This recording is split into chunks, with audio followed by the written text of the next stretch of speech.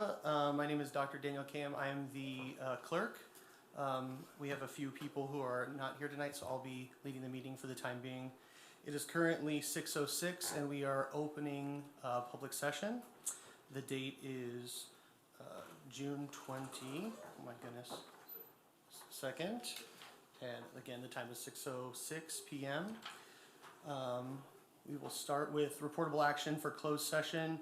There were 2 reportable actions during closed session. Item number 1, the Board of Education is pleased to announce with a motion by Mrs. Garcia and seconded by Mr. Michael Munoz with a vote of 3-0, 3 yeas, 0 nays, has appointed Miss Amanda Colin to be the next principal of Sellers Elementary School. The appointment will be effective July 1st, 2026, and she will be placed on step 5 of the certificated management salary schedule. Congratulations to Mrs. Colin. Item number 2, item 2.5, the Board of Education is pleased to announce with a motion by Dan Cam, seconded by Mrs. Garcia, and a vote of 3 yeas, 0 nays, has appointed Miss Jen Engel to be the next assistant principal of Glendora High School. The appointment will be effective July 1st, 2026, and she will be placed on step 5 of the certificated management salary schedule. So congratulations to Mrs. Jen Engel. Okay. Let's see here, this is closed session, open session, okay. Yeah, so we will now start a roll call. Ms. Cornelius. Member Garcia? Present. Board Clerk Cam? Present. Member Munoz? Present. Please note that Vice President Lopez and President Clifford are not in attendance. Okay. I would like to add that President Clifford is on his way. He is en route from Ventura, so he's approximating his arrival around 6:20 or 6:25. Sounds good. If you'd all please stand, I will lead us in the Pledge of Allegiance. Ready, begin. I pledge allegiance to the flag of the United States of America and to the republic for which it stands, one nation, under God, indivisible, with liberty and justice for all. Okay, in regards to adoption of the board agenda, we're going to make a couple shifts. And so we're going to reorder the agenda potentially for item 7.1 through 7.4 to move after the superintendent's report, which is listed as 4.2. 4.2. So 7.1, 7.4 will move after 4.2, if that's okay. Very good. Do I need a motion for that? Yes. I move to approve the agenda as modified. I second. Okay, all those in favor? Aye. Any opposed? Okay, sounds good. All right, so we will reorder the agenda. Next, we will move to the board recognition for the GHS Varsity baseball team. My pleasure, Dr. Cam. Thank you for being here this evening. Glendora High School's baseball team this year was highly successful. So successful that they won their last 8 games. 5 to win the CIF Division 4 championship, and then 3 more to win the Division 3 championship for the Southern California region. For the 2nd year in a row, Coach Jerry Llewellyn was named Coach of the Year for local San Gabriel Valley. Yeah, I see him shaking his head, but it's true. And also, he was named that Coach of the Year for CIF Southern Section. Outstanding team win, community support, and community led by the team themselves. Let's congratulate and thank them. Coach Llewellyn, would you come up?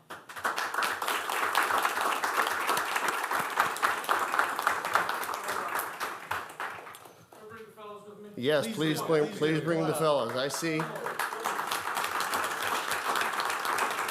Also, as Coach Llewellyn comes up, 2 seniors were named on that All-CIF Division 4 team, John Cedar and Tanner Gravel. This is an impressive group of young men, played together with a lot of heart, a lot of passion. One game even took 2 days to complete, and they did that successfully as well. And your coaching staff, not only yourself, Coach, but Ray next to you for many years, and all of the coaches to be highly commended. So Coach Llewellyn, take it from there, sir. All right, thank you, sir. Dr. DeGrazia, Board of Trustees and Cabinet, thank you for having us here this evening. I think we first want to start by saying, and you had mentioned it, we just want to thank everybody from our GUSD community to the City of Glendora community. The support that we had along the way was fantastic. I give myself about 30 seconds a game just to kind of look around, and I'm at Cal State Fullerton, and I just look up, and it's just a sea of people. A lot of faces that had come out just to support these young men. Same thing, we had our last game at the high school. It's the most people I've ever seen at the facility ever. It was very impressive. So we just want to say thank you to everybody who supports these young men. In terms of the coaching staff, second to none. Guys who really put kids first, care about kids, put in a lot of time. We certainly don't do it for the paycheck. They do it because the love that they have for the kids to help them succeed and reach their goals. Now, we carried a roster of 27 remarkable young men, and everyone got to see the fun part of it, the games. They were exciting. And so us as a coaching staff, what we got to see every day is the hard work they put into it, the dedication, their bond that they created themselves, the unselfishness, just the wanting to do the best for their team. So we're certainly proud of them. And then lastly, the way they represented themselves, our program and our school was off the charts. They did it with class all the way. So thank you. Thank you. Coach, the gentleman to your left has been coaching with the program for just a couple of years. Would you just remark about his remarkable service? Absolutely. So Tyler Green was with us for, Tyler, how long were you with us prior to? 13. He was here 13 years at Glendora High School. He ended up getting a job in Diamond Bar, and so he switched schools to a league school. We didn't hold that against him. But in January, we're in need of some coaches, and he was living in San Diego, and I gave him a call. And I said, Tyler, what you got going? And I think he was up in Glendora then 2 days later and got him cleared, and away we went. So, yeah, talk about service to our community. That was above and beyond for sure. And Coach Bundy. He's got a couple more years on Coach Green. What do you think about him? Ray Bundy. If you look back in the history of Glendora, oh my gosh, Coach Bundy goes back to Little League days. I mean, literally South Hills helped build that program and a lot of the facilities over there. Probably, Coach, correct me if I'm wrong, 40 years ago in the ballpark? Yeah, he's I can't remember the award that the city gives out. It's the Ed Kirkpatrick Award, I think. Yep. Coach Bundy has been a recipient of that. But what he does for our program, the wisdom he provides, and the man's ability to get a baseball field ready is off the charts. I'll tell you what. Second to none. If Coach Bundy worked on Chicago's White Sox field where Mookie Betts had that issue with that ground ball, that wouldn't have happened if Coach was working on it. It doesn't happen here. Thank you, Coach Green, Coach Bundy, for all your years of service, and for the entire coaching staff. This team, the first time a team sport in the history of Glendora High School has won back-to-back CIF championships. That has never happened in the history. Coach Llewellyn is the first coach, obviously, to have that feat occur under his leadership. So to the team, to the coaches, let's give it up one more time. They deserve every praise. And Coach, we have some certificates and awards. Before we give those to you and Yeah, I do a just wanna- picture, let's have some comments from the board. Yeah, I want to give the board an opportunity to shower you with a little bit of praise too. I don't know if anybody has anything they'd like to say, but I'll pass it on. But Yes, I would like to say congratulations and let you all know that we are all very, very proud of you. I do have to say that it was like our own little World Cup here in Glendora. I know World Cup is soccer, but everyone was super excited. Everyone was extremely proud of you all, and that's all I could hear people talking about in Glendora. So thank you for making us proud. Thank you for representing us so well, and thank you to the coaches for the amount of time and just heart that you give to this group. Thank you. Mr. Munoz. Yeah, I just want to take a moment, just congratulations, Coach Llewellyn, Coach Green, Coach Bundy, for the terrific work you did with these outstanding gentlemen. I mean, that's amazing to win back-to-back. You guys should be very proud of yourselves, all the hard work, dedication, working as a team. There's nothing better to do GHS right now, just bringing that award. That's just amazing, that championship. So congratulations to you all, and I see a bright future for all of you. Thank you. Absolutely. I'll just wrap up by saying I was so proud of you guys, but being somebody who got roped into coaching my first season of Little League with my 4-year-old this year. All right. Yeah, we were sure to get there early and see you guys warm up. And on top of all your professionalism that Coach Llewellyn brought up, it was really incredible to watch your coaching staff work, encourage you guys, see you all do well. We did not miss a single game. It was my 4-year-old's favorite game, leaving in 4.5 minutes after Culver City drove, I'm sure, 2 hours to come back and play you guys. Way to go. And I think all I can say is we're extraordinarily proud of you, and I think maybe we should work on getting some lights on that field so we don't have to do that again. That'd be cool. But hey, yeah, listen. But yeah, we're so proud of you. We're so thankful for everything you've done, and I'm sure you all have incredibly bright futures ahead of you. So thank you so much. All right. We'd love for you to come up for a picture.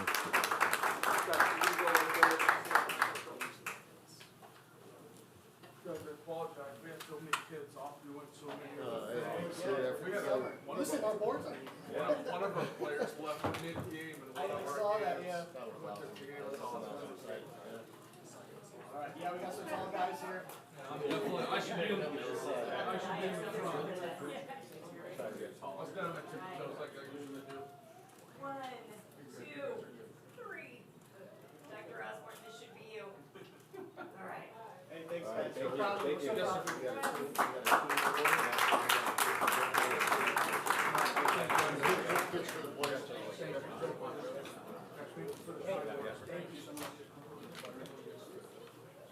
Gentlemen, nice job.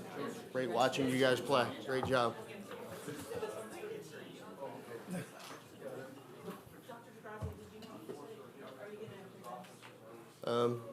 I told Jerry, but yes.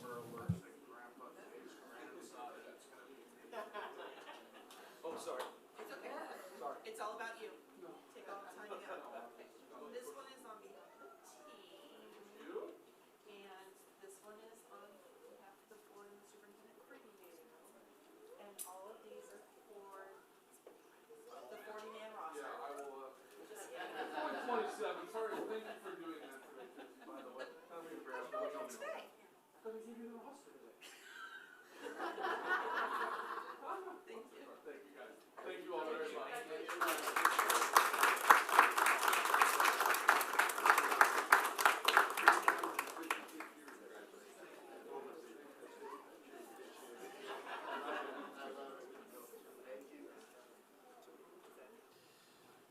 Thank you very much. Thank you very much. All right, so next is the public comment portion of the night. Speakers may address the Board of Education on non-agenda and agenda items. Board policy requires that the public presentations to the board comply with procedures and agenda. Tonight we have 8 comment cards about the dual language immersion program. I think there is a discussion about whether or not we want to limit the time. I'll just start by saying I'm fine with everybody having the full time and doing all 8 cards. It doesn't seem exorbitant to me. I don't know about. Okay. So I think we're good with that. So with that, I will call up our first speaker. So our first speaker will be Corinthian Bates.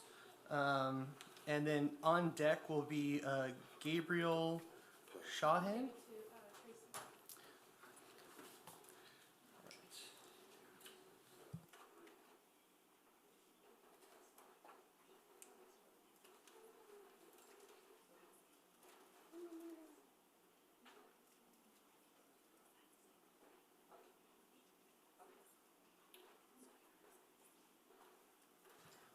Thank you, Mr. Bates.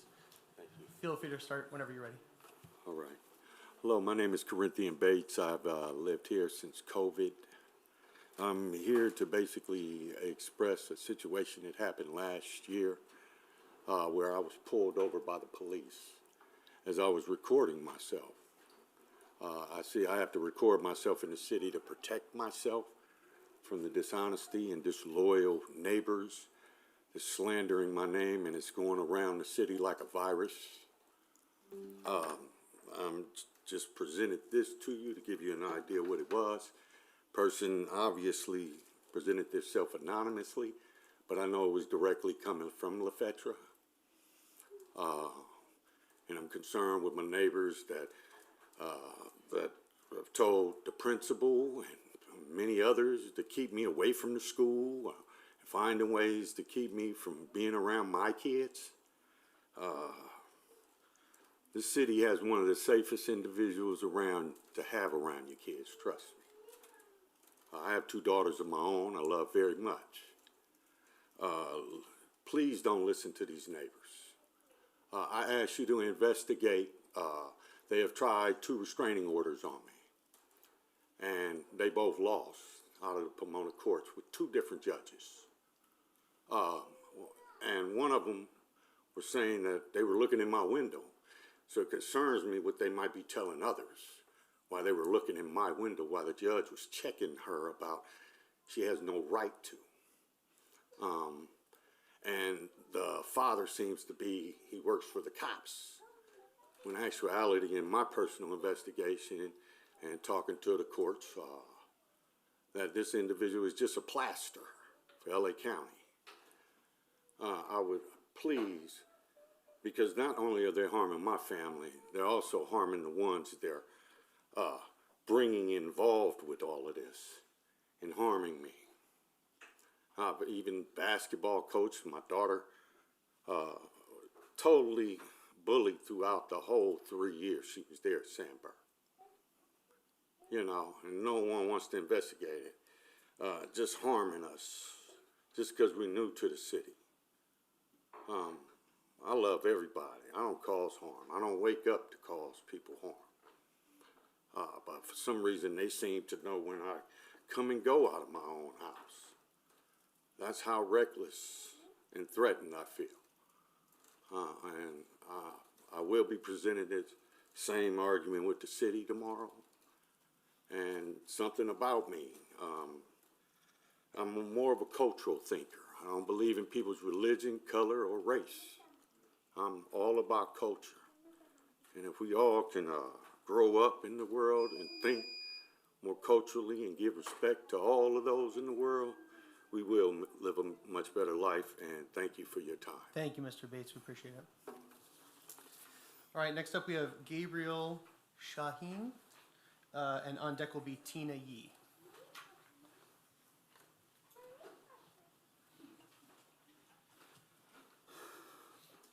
I'm Gabriel Shaheen. I don't know if I'm fully a resident. I bought a house earlier this year up in Gordon Highlands, and we currently live in San Dimas. Great city, great town, great everything, but Glendora is greater. And so we're excited to be full-time here with our kids being in Little League and so on. So happy to hear about the school.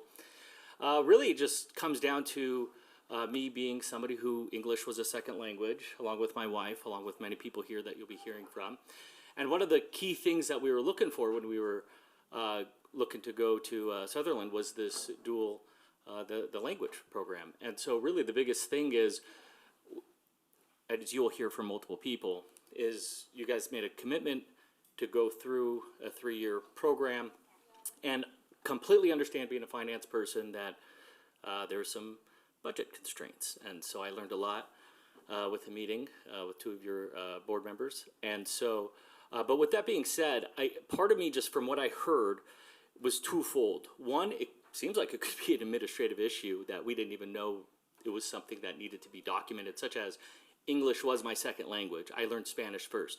And for anybody here who does speak 2 languages, it goes without saying, but with an administrative issue, it sounds like there was. If you know 2 languages, the first language was your first language. A non-native American language is your first language that you learned. So everybody who's native Spanish speaking, or will be hearing from someone Mandarin speaking, English is their second language. So I think when the administrative issues of filling out the paperwork, I don't think you guys received enough of the proper responses. I don't think people realize the importance of filling it out the right way. So I think that's like number one. Number two, and I hate to say this, I'm almost embarrassed to say this because it's so selfish and like micro issue from like family like ourselves with 2 kids, but it does matter. Matters enough where we may not be going to the school. And so along with our neighbor, there's some issues we were talking about with the kindergarten not going all the way till 2 o'clock and so on. But most important for us is that English second language, the Spanish learning program. So it's such a selfish statement. It's not like you lose 2 people. Obviously that's not the intent. That's a very cheesy and unprofessional. And because it's more than just 2 people, there's 30 plus people that are very excited. And I know we talked about the marketing side of, hey, how many more people can we get from Covina or from San Dimas and so on? Because we didn't know, literally the city of San Dimas, or whoever my wife spoke to, who I'm sure will be talking, said Sutherland does have this program, which instantly, that's not why we bought our house, but clearly that was the reason we were excited to go to the program. So I do feel like if it's something that was put into more attention, which through volunteers, so we don't have to spend more money of all of our hard work money, where we could market it, we could communicate it, we could not try to take somebody from one Glendora school, take them to another Glendora school, but maybe we can market that to Covina, San Dimas. I think it could benefit everybody, more importantly Glendora, but more importantly, the kids. Thank you so much, Mr. Sheen. All right, next we have Tina Yee, and on deck will be Sophia Shaheen. Thank you so much, Ms. Yee. Good evening, board members. My name is Tina Ye. I am a parent in Glendora, a Mandarin dual language teacher in San Gabriel Unified School District, and an immigrant who personally benefited from being bilingual. I have seen the value of dual language education from all 3 perspectives. As an educator, I have witnessed how learning a second language supports students' academic growth, critical thinking, confidence, and culture understanding.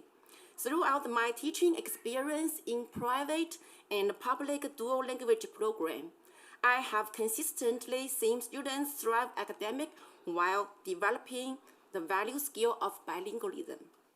As a parent, my son missed the opportunity to participate in a dual language program in Glendora. While I have enrolled him in Spanish classes outside of the school, the experience is simply not the same. A weekly language class cannot provide the consistent exposure and meaningful learning that students gain through the dual language immersion program. I have also seen how this program benefits schools and districts. At my school, the Mandarin Dual Language Immersion Program has helped attract and retain families who value bilingual education. In a time when many districts face enrollment challenges, strong dual language programs can be an important asset that strengthens schools and communities. I hope future students and family in Glendora will continue to have access to these opportunities. Every child deserves the chance to become bilingual and benefit from the academic, culture, and personal growth that comes with it. Glendora is known as the pride of the foothills. I believe our future depends on the opportunities we provide for today's students. Dual language education is one of those opportunities. Thank you for your time and consideration. Thank you so much. Next we have Sophia Shaheen, and on deck will be Ashley Mercado.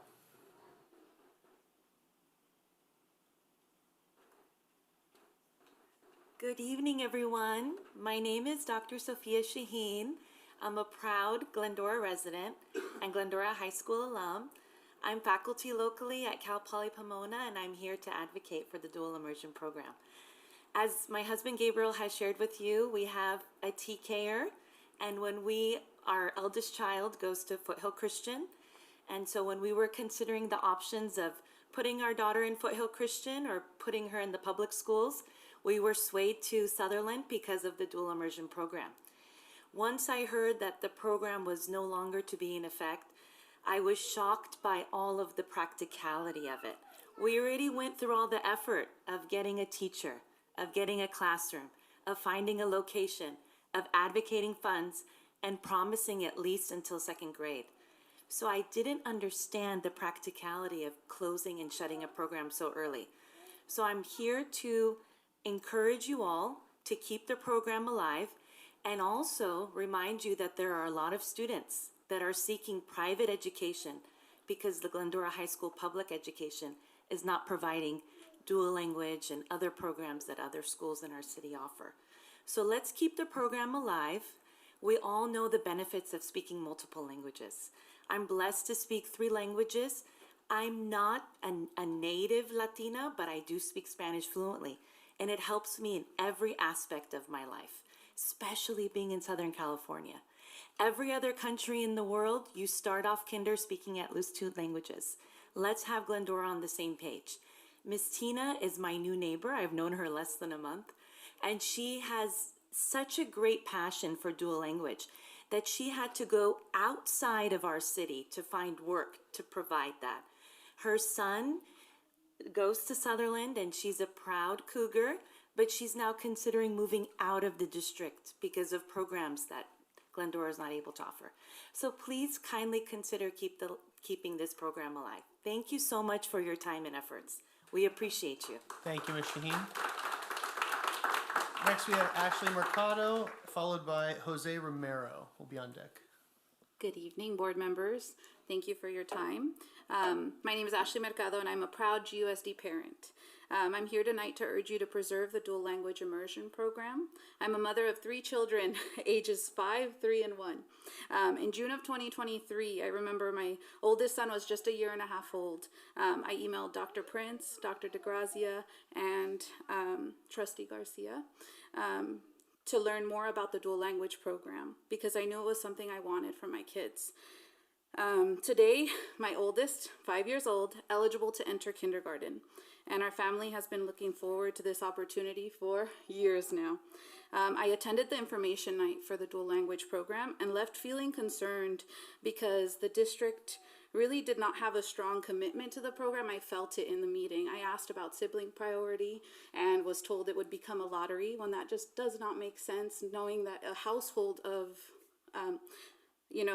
bilingual children would be so beneficial, right? So my family chose Glendora because of the quality of its schools. I don't want to spend time shopping for another district. I like this one. I've been at Tiny Tardens for years. My kids have gone through the programs. I went to La Fetra. He was a TKer, but I want to move him to Sutherland. I want to have a dual immersion program that he has access to and that my younger children will too. I respectfully ask you to preserve the program and allow families like ours to participate in them, and we can help you. Lean on us to support the program as well. Thank you for your time. Thank you very much. Jose Romero is up, and after that will be Annette Martin.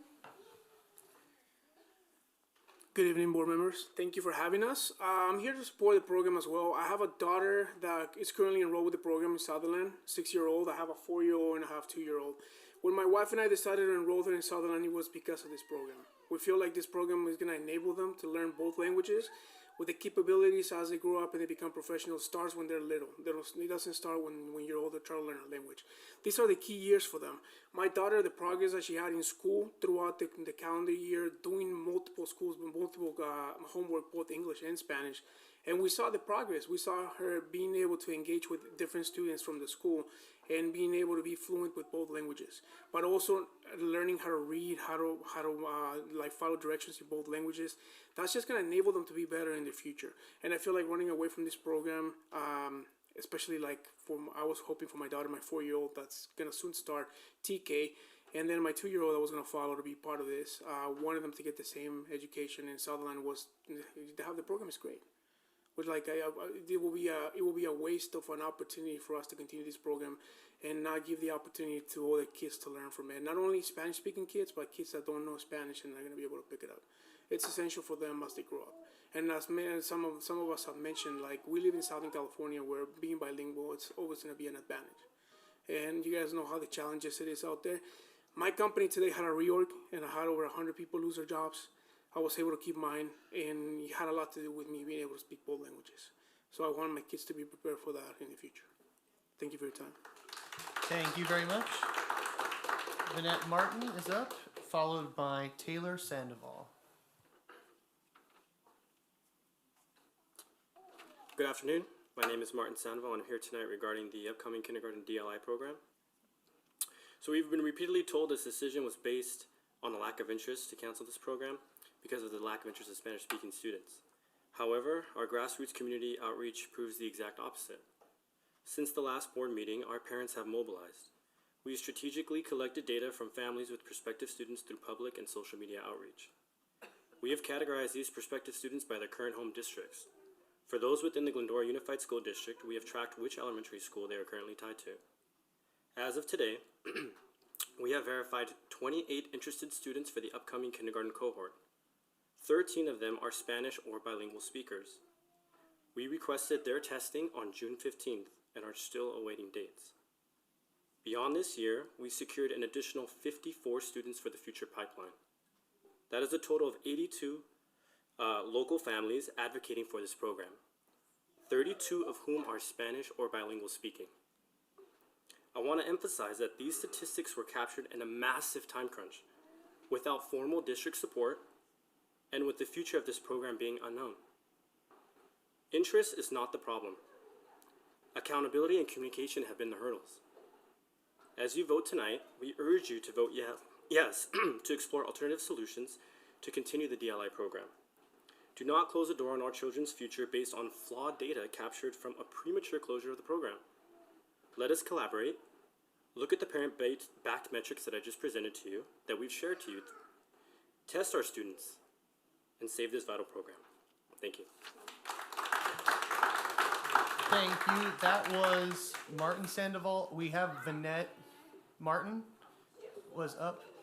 So we'll do Vanette Martin. And then we'll follow that with Taylor Sandoval. Taylor Sandoval, you're on deck.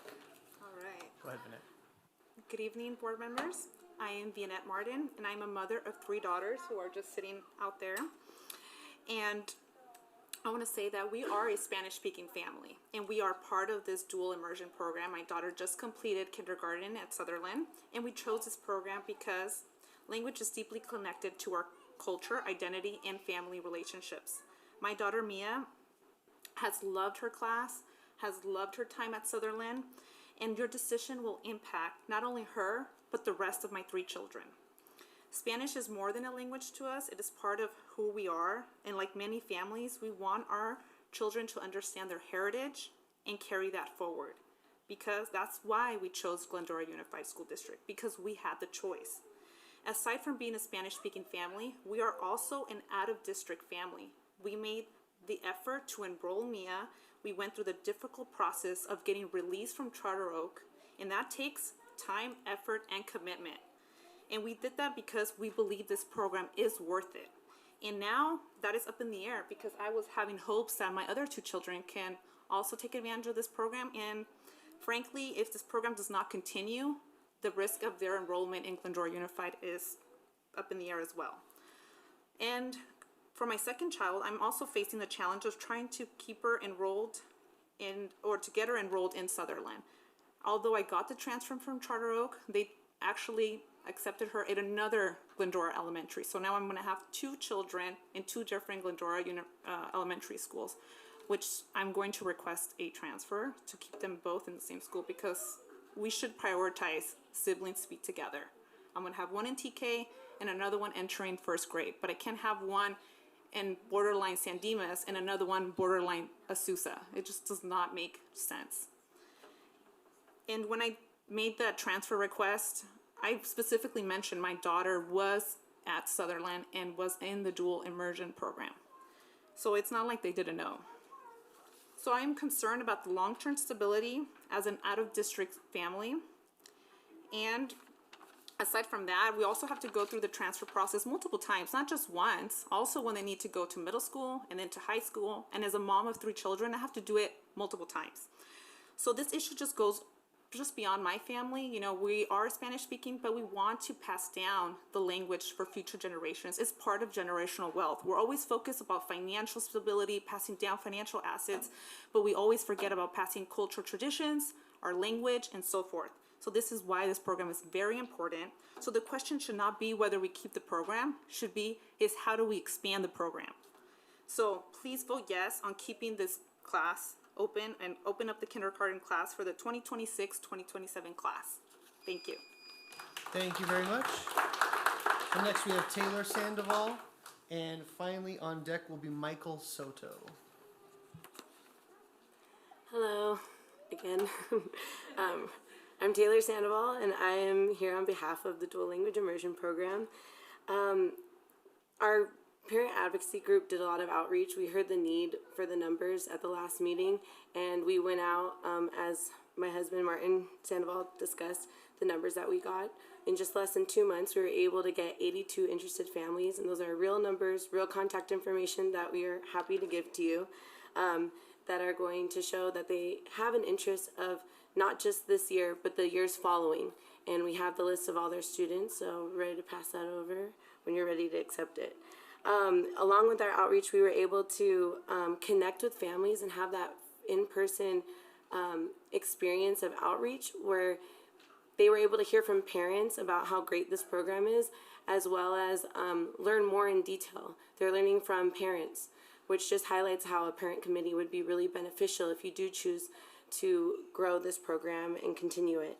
Some of the discrepancies that we were able to find out have just all been parent reported. A lot of these parents did mention it in their experience. I just wanted to just summarize them a little bit because I know we do have a presentation on the program tonight, and I hope that kind of highlights some of the concerns that we have of how outreach was done in the past. So several Spanish-speaking families reported that they were advised to apply under English-speaking, and that was that confusion of like bilingual and native Spanish-speaking, not really understanding where they fit. A lot of other districts give that option. They give native English, native Spanish, English, and bilingual, and we didn't necessarily do that. That could open a lot of doors for my own family included of applying as the Spanish side. A family interested in DLA left the conversation with the impression that it was not worthwhile to have to change schools to come to this program. I know that there's been a lot of not necessarily clarity of who this program is for. Is it for the district students? Is it just for Sutherland students? Is it just for the out-of-district kids to come and increase our numbers? I would like a little bit of clarification on that because it seems a lot of parents were confused on how they should apply and if they were interested in the program. A lot of families were also concerned with the way that the information night was going. So just clarity on like sibling priority. That's how a lot of districts grow their numbers in DLI. They commit to the whole household learning, and that also increases their numbers, and it draws in bigger families to the district. So just something to keep in mind. These reports combined with early recruitment timelines are little concerns, so we really hope that it touches base on that, and we really hope that these conversations will get us started to talking about how to improve. So thank you. Thank you very much. Appreciate it. Finally, Michael Soto. Michael Soto, you will wrap us up for the evening. Thank you, Mr. Soto. Hello. I'm a second-generation immigrant. I am notably not bilingual. Some people in the audience might call me a no sabo kid. What that is. I'm lucky enough to know why. I know that when my mom emigrated here, she would tell me stories about being hit in school for speaking Spanish. In her efforts to protect me, we didn't speak Spanish in my home. But I know that that came with a cost. I know that my life is different without that. And I know, excuse me, I know I will not be a native speaker. Duolingo's on my phone right now. I'm in my 40s, and I figure I'll be kind of fluent by the time I'm 50. So, despite all that, I have 2 sons. We're here in Glendora. We've been here since 2021. all the books I can find in Spanish and TV shows I can try to show them. Sometimes one of them helps me do Duolingo, and I speak to them with my limited vocabulary when I can. Whatever Spanish I know, I pass on to them. But, like the child of immigrants, I am asking you to help me give them better opportunities than I have. And in this case, that better opportunity is the chance to actually be bilingual. So I'm speaking to you and asking you to help me pass on a little bit of the heritage that I am missing to my children. That's all I have to say. Thank you very much, Mr. Soto. This closes our public comment portion. President Clifford has returned, so I will pass. I don't know that I'd like to. We did. We reordered. I was just going to tell you, we reordered the agenda. Items 7.1 and 7.4 will be after Dr. DeGrazia's update. 7.1 to 7.4 will be right after Dr. DeGrazia. I'll leave it up to you. You're doing a fine job. Oh my goodness. Continue. It's up to you. All right. No, I'll happily pass it on. Thank you. Thank you. I apologize for my lateness. I've been extremely busy out of town at work. So we are on now. We just did the public comment, and we're going to come to oral reports. The first one is comments from the members of the Board of Education. I'll start to my right with Dr. Munoz. Okay. All right. Well, thank you, President Clifford. Well, hope everyone's having a safe summer. I know we were busy as a board. We had graduations for Glendora High School and Whitcomb, which were amazing. Got to see all the excited faces and family and parents get their diploma. So the kids were amazing and off to college. Want to thank all the speakers for coming out. Love all your comments. Took notes on all of them. So thank you.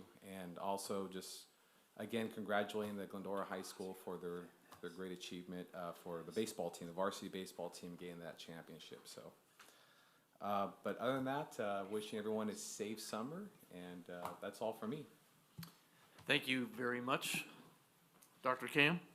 Sounds good. Well, I really appreciate the community coming out and speaking. We've had lots of meetings, lots of parent conversations, phone calls, and having you all show up today is a massive testament. I appreciate all of the things you've brought to us. So we're all really looking forward to the presentation tonight, and we'll do the best we can. But we appreciate you guys sharing your perspectives, because that's how we make our decisions. So it's so great to see people in the audience. Like Mr. Munoz said, it was a wild end of the school year. May-Sember is a very real thing. On top of Whitcomb and GHS's graduation, we had middle school promotions. The ATP graduation was so special and so awesome. And we're trying to get all of our ducks in a row, it seems like almost immediately, for the upcoming year. So as much as a lot of kids are enjoying sleeping in and relaxing, the executive cabinet and people here at the district and teachers everywhere are getting ready for you all next year already. I was fortunate enough to have 3 of my kids on GHS's campus for ceramics camp, starting the beginning of summer, which was so exciting and fun. It was really a cool testament to see the teachers that care so much that they're advocating for learning throughout the summer, despite being on a break. So it was a lot of fun. So I'm excited to see how the rest of the summer goes. I thank you all for being here, and I'm looking forward to how things go. Thanks a bunch. Thank you. I'll keep my comments brief because we have a long night ahead of us with many presentations, but I do want to take this opportunity to thank everyone for coming in today and giving public comment. I know that a lot of times as parents we feel helpless and we feel, what can I do? How can I help? And this is it. You speaking up, coming up, and sharing your perspective, sharing your experience, and it gives us a different, just a different way of looking at things, because we are not, all of us are not DLI parents, right? So we don't know that experience. So you sharing that with your board members, whether it's through email, through meetings that I know some of us had, or coming in to give public comment, it is very crucial. And I don't ever want you to think that it doesn't matter, because it does matter. That's how we get things done. That's how we bring attention to the things that matter to us. So thank you for being here. Thank you for sharing your experience and for advocating for this program. Again, it will shape my questioning. I am very much looking forward to this presentation. I hope it answers all the questions that I have, and provides us all the information that we need to make a decision as a board. So once again, thank you for being here. I hope you stick around for the presentation. I think you are. And I hope everyone is enjoying their summer. I know not everybody has a full summer off, but whatever time you do get to enjoy, the summer, please do. Especially if you have a child who's going away to college. The time is very short, so enjoy every second of it. Thank you. I'll be very quick because I was tardy. Our sports programs, as I came in late, the baseball team was running out, and Ray Bundy, one of the coaches, and Coach Llewellyn, I've known since my kids were small. They were their coaches. And one of the best things, how many people follow the Dodgers? A lot of people follow the Dodgers. Did they win their 50th game tonight? Do we know? It was on at 4 o'clock. Did they win? All right, well, this could be their 50th win, the first team to get there. But guess what? I'm watching talking about Glendora sports programs, I'm watching the Dodger game where they're playing the White Sox, right? And what happens, who knows what happens when a player on the White Sox gets up? On national TV, I'm watching the Dodgers, and they go, and here's Jacob Gonzalez, the pride of Glendora, California, on the national TV. And they say, oh, he's a standout baseball player, and he was the high school quarterback. And I'm just sitting there with my loved one, Linda, next to me. I put my arm around her. I go, hey, sugar, Glendora's a pretty good town, isn't it? And it was just, it's amazing what happens at this district and with our sports programs. And there's two things I know to be true. Wherever I travel, I always run into a Glendoran, and there's always a good story about a sports player or something in that state or a country that we're at. Secondarily, I always run into a Azusa Pacific University nursing student if I'm in an ER in one of those strange countries that was trained there. So we're a very famous city. I just thought that everybody else said the same things that I believe in. I met with the group that's speaking, the majority here tonight, understand the need and the want. And but I just thought it was nice to re-edify the sports programs and the fact that when you watch national TV, they're talking about Glendora in the baseball arena. I thought that was very nice. So, Mr. Superintendent, with that scholarly note, I'll pass it off to you. Thank you, Mr. President, members of the board, distinguished guests. Thank you for all of our speakers this evening. Very much appreciated. And we do look forward to the presentation coming forward this evening from our Educational Services team on that very topic. We are full flight. Actually, it's nearing the end of the summer session in Glendora Unified. I have a session, school is in session at Cullen for our extended school year. And Glendora High School almost looks like as active as a campus as it does on a regular school day during the regular school year. It's a busy, busy place. Congratulations again to our graduates from Glendora High School, Whitcomb High School, and Adult Transition Program. We had one graduate this year that graduated from that program, age 22, and she did a great job. She was the commencement speaker, and she did a wonderful job. Great young lady going off to do wonderful things. We are still actively surveying our community about the possibility of a bond extension measure in November. So if you get the opportunity to be surveyed, either by phone, by email, or in writing, through our surveys that have gone out in the mail or electronically, please do so. We would really appreciate your feedback so the board can have ample information to make an educated decision for that possible measure in the future. You're going to hear the LCAP, Local Control Accountability Plan, and the budget that goes with it tonight from Educational Services and Business Services together jointly. It truly sets the stage for the upcoming school year. And with thanks to those folks in those departments, our advisory groups, including parents and students, for their reflective feedback and thoughtful input on the process. We can announce finally publicly that 3 of our sites and district were ranked as favorites for the 25th annual San Gabriel Valley Tribune Reader's Choice Awards. Glendora Unified School District as a whole was one, Sellers Elementary, and Glendora High School. Those are the 3 favorites that have been designated. The publication went out yesterday on Father's Day, and with celebration, we can now announce that publicly that those 3 entities earned that designation. Enjoy a safe summer of fun, as I heard many of the trustees reference as well. We want to see everybody back for the first day of school in the 26-27 school year is Thursday, August 13th. It'll be soon enough. I note the baseball players got out of there pretty quick, so they can continue their summer of fun for sure. And with that, that is my full report for this evening. Mr. Clifford. Thank you, Dr. DeGrazia. Any questions of staff or superintendent from the board? All right. That was informative. Now we are going to move to the revised agenda. I believe we are going to item number 7.1, which is the public hearing for the LCAP. And that's a staff presentation and information on the Local Control Accountability Plan. The acronym is LCAP. Yep, Dr. Prince and Dr. Naharro to present. This will be for information only. The vote for both the LCAP and the budget that corresponds to the LCAP will take place this Thursday evening at 5 o'clock here in the district office. Dr. Prince. Yeah, so thank you very much. Good evening, everyone. So as Dr. DeGrazia said, this is our annual LCAP presentation. The LCAP serves as a comprehensive strategic plan. It's based on data, which we use to create goals and then actions to move towards those goals, and accountability through the metrics that we designate for each of those goals and actions. An important part of the process is also the engagement of our educational partners. We include families, students, staff, administrators representing all of our sites, community members such as our labor partners, our SELPA, which is our local special education planning area, City of Glendora, the Education Foundation, Trustee Garcia was in there with us. In addition to that, though, for a broader audience, we also do the LCAP surveys for all of our students, 4th through 12th, our families, and our staff members. So making sure we have a broad array of voices to guide us.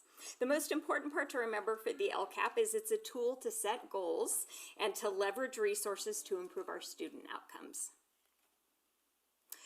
So a reminder of the LCAP process. This is an ongoing 3-year process. So we develop the annual plan, we update it, we use data to analyze and reflect. We engage our educational partners. We did that on April 22nd and on May 14th. We write and revise the plan. Then we on June 18th, it was available for the public. People could make an appointment. We had 0 appointments, but that is not uncommon, and I am not in any way offended because most of it was also publicly available, attached to the agenda, so people could see it there. And a lot of people who are interested are proactively part of that pack. So it never surprises me that, that I sit alone on those public preview days. That's okay. Give us time to barbecue for our district staff. Then we review after it's presented to you guys. It will come Thursday for a vote.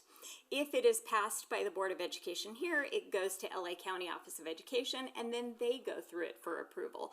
We do meet with them ahead of time, and they go over it with a fine-tooth comb for pre-approval to make sure that it passes muster, and it has gotten the preliminary pre-approval. So we bring it to you today.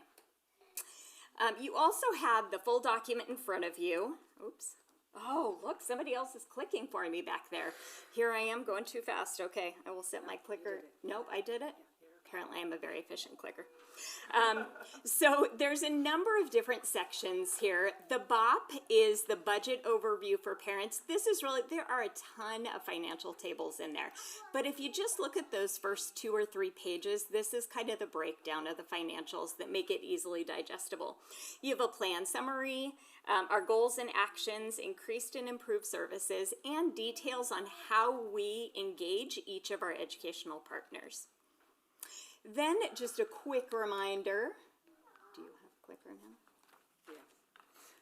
Quick reminder that the state priorities drive our priorities. See, here it was all, and now it's, so the state priorities drive our priorities. And you will notice in there on the pages in front of you, although not on the screen at the immediate moment. As we go through, next to each one of our goals, you'll see a few priorities listed, like 1, 2, 6, and that tells you which of the state priorities. Although you'll see a few extras here, 9 and 10 are priorities that are only for county offices of education. So we didn't miss those, they aren't for us. It's good now. All right, that was weird. Okay, so you've seen this before. I'm not going to go through all the data, I promise, even though I wouldn't mind. I won't do that. But it is really important to remind you that everything we do in the LCAP is really based on the dashboard data. It's a big piece of the LCAP, but we don't have new data for you, so I'm not going to go over the previous data. We did that in the mid-year update in December, but this is, there's a brief overview if you ever wanted to go back and look at it, but it's just a reminder of where we are and where we were. Also, you'll see it says GUSD local indicators. Those are updated. However, we present those on Thursday. They're very strict on how that goes. On Thursday, when we bring the approval of the LCAP, that's when we present the local indicators. And so I will present that piece of data to you on Thursday. So it is important to note that when we look at our data in the local indicators in our data and when we're talking about them in the LCAP, quick reminder when we're looking at our student groups that when we talk about the student groups that we need to focus on, that we're looking at for our goals and our actions, we are looking at our different ethnic groups, and when we look at our significant groups, we look at groups that have 30 or more students. We look at our socioeconomic disadvantaged groups, our English learners, our LTELs. Our LTELs are groups that they have 15 students or more. So I will point out some information about that. And same thing with our foster youth. Our students with disabilities and our homeless youth, our foster youth, homeless youth, and LTELs, they have 15 or more. So their subgroups, it's a smaller number of students when we're looking at why they may be students that are in what we call the red band, because it's a smaller group of students that we might be looking at versus a group of 30, and I'll point that out to you in just a moment. So the next slide actually talks about, we look at students that are in the red. And last year when we talked about data with students in the red, overall we had 12 of our subgroups district-wide in the red. This year what you'll see, and we presented on this before, we have a lot less groups overall in the red. We do have our long-term English learners in the red and in chronic absenteeism and college career, and our foster youth are in the red for chronic absenteeism. But I wanted to point that out because when we look at our LTELs, and long-term English learners are students that have been English learners for 7 years or more, it's actually a small group. Remember we said it's 15 or more. But when we look at that, it's 45. We have 45 of those that we're looking at, and it's 11 of those that aren't making the significant growth, which is why we're in the red. So it's actually all students are, of course, students we want to look at, but it's not as significant in numbers we may think. It's 11 of those students. Same thing with our foster youth. For chronic absenteeism, that number is 19. That puts us in a significant group. At number 15 is our number. We have 19, and 7 of those 19 are students that we're looking at that are chronically absent. So it's important to note how many students that we are looking at. We'll also look at our sites, and you can see we do have a few sites that have some of our subgroups that are in the red. Goddard had a few of their subgroups in the red this past year, and same thing with Sandburg had one, their students with disabilities had math is an area that they were focusing on. So now we're going to look at the LCAP, and we're going to look at our first goal. And these goals have not changed. These are our same goals that we've had over the last cycles of our LCAP. So what we do at this point is we want to go over our goals and our metrics. Again, most of our metrics are similar that we presented in December, and then we're going to go over some of the actions and talk about how our educational partner input impacted those actions. So our goal of student achievement is goal number 1, and all other goals truly support this goal of student achievement. Everything we do in ed services, everything we do in our district supports student achievement. And so most of the data, like I said, is from previous years. So as a reminder, here are some of the actions for goal 1, and the bold actions really were what we called a priority from our LCAP partner group. So we had our educational partner feedback, and they, in that, they actually did a round robin where they actually looked at all of our goals and all of our actions and gave us amazing feedback and gave these bolded actions priority for us. And so these areas, AVID, college and career, supporting English learners, and academic supports and interventions were a high priority for our education feedback. And the two that were underlined, AVID and intervention, were the highest in their priority. And it's definitely a focus that we have in our actions. And so when we look at the metrics, I would like to just point out how our chart is in the LCAP. So we have all of our goals have metrics because we need to make sure that we analyze all of the actions by data. So we have a metric, and then we started, remember this LCAP started a few years ago, so we have our baseline data from 2023. And then we put our current data that we have as of now, and then we have our target, which is at the end of our 3-year cycle. So what you see now is in the middle, the middle column is the most current data that we have, and the target is where we want to be at the end of our 3-year cycle, which is the end of next year. So what you'll see is some of the, I'm not going to go through all of the metrics. Some of it you've heard us report on before. So for example, the third one is our CASP data. We don't have that data yet. Students just completed the CASP data this spring. We have about 90-95% of the data unofficially. It's not public data yet. It's all data that we've been calculating. We get it reported student by student by student, so we start calculating that on our own.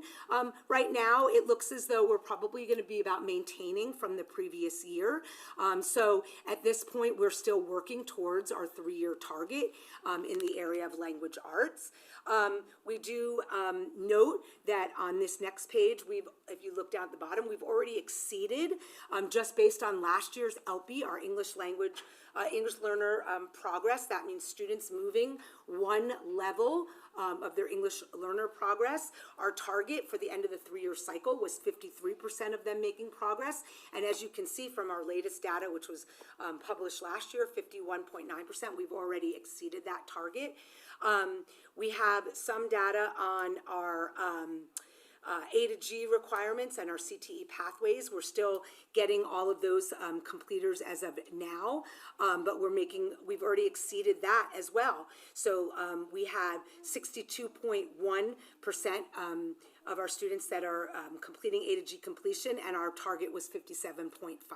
So we have some of that data already where we've met those targets. And then we currently, for example, reclassification, that's been another one of our goals. This year, we were able to reclassify 42 of our 51 eligible students. So that was, we are working towards that reclassification rate. That reclassification rate, we have a target of 16%. We should be able to make that by the end of the 3-year target. And for our science, estimates, we're still holding steady at about 40-41%, so we're getting closer to meeting that 3-year target. So In our goal 1, we are working towards all of our targets. Mid-year next year, we'll be able to have more solid data. It's a little bit weird how the cycle comes out. All of the data really comes out a little bit after we present the LCAP. That's why we do the mid-year update, so you always have the most up-to-date data when we have it. So now I'll turn it back. Oh, nope, there's more. Sorry, there's math data. Sorry, another page, more data. How could I forget? Same thing with math. We have some of our math data is still coming out. And then our AP rate exam, we have, this year we actually increased the number of students taking the AP exam. In 25-26, we have 597 students took 1,575 AP exams. That data is current. And we also had 71 students earn the seal of biliteracy. So we are making great strides in some of those other data points that are all metrics in Goal 1. Now I'll turn it back over to Dr. Prince for Goal 2. All right, so goal 2 is student attendance and engagement. And as Dr. Naharro mentioned, even though this is about attendance and engagement, reducing our chronic absenteeism, increasing our positive attendance, when you look at the actions here in goal 2 is supporting goal 1. We know that when our students are here and when they're connected, they can learn and they can soar to greater heights. So this helps with that student achievement as well. You can see here, continuing the theme, that the bold were the high priorities for our LCAP partners, but the underlying student support specialists and counselors was not only the highest priority in goal 2, it was the highest priority of all goals of feedback. They really see that importance of our student support specialists who work really hard to remove barriers and connect our students. So this is a biggie. When you look at the data, again, I'm not going to read all of this to you, but what I do want to note, the decrease in chronic absenteeism across the board in almost all student groups, as well as the increase in positive attendance. This is worth celebrating. Our increased focus on attendance procedures, students' connection, and removing barriers is paying off for our kids. We did, however, dig into a few of our student groups. We saw an increase in our foster youth, and as a reminder, this is something that we continue to look at, but unlike our other groups, this tends to be a student group that is fluid, and so it's not the same direct cohort year to year, but we really have to look at how do we support our foster students. We also looked at our Hispanic student group and saw an increase there, and we need to look at how do we really support all of our student groups. So we will be digging into those. Now, unofficial, because this won't come out, but it isn't embargoed or anything, but our 25-26 chronic absenteeism rate was at 7.4, so that's wonderful. It continued to decrease. And our positive attendance was at 95.69%. I will say this is something where we continue to strive, because every one of those kids, I know we are almost there, and when we talk to neighboring districts or go to conferences, they're like, why do you even have a goal when you're that high? And for me, I will tell them, because that's still 4% of kids. And if my kid was in that 4%, I would want somebody talking about it. So we never stop focusing, because every one of those percentages is a student that matters. So we need to make sure we continue to hone in on that. We also want to celebrate the decrease in our suspension rate overall. Overall, we do see a slight uptick with our EL and LTEL students with suspension. We also want to celebrate, this was a big one for me, this is students saying this, student perception of belonging and their ability to self-regulate when they are emotionally dysregulated is increasing, and that's a good thing. They're seeing that they're getting the support they need and building that sense of belonging and that ability to self-regulate their emotions. And just as an FYI, again, unofficially, GUSD's suspension rate for 25-26 was at 1.9%. So that was a decrease for this year as well. We keep moving in the right direction. All right, goal 3, family and community engagement. This is a big one. This is not just about communicating one-way communication to our parents. This is about creating as many opportunities as possible to have that communication, to reach them where they're at, to let them come talk to us as well.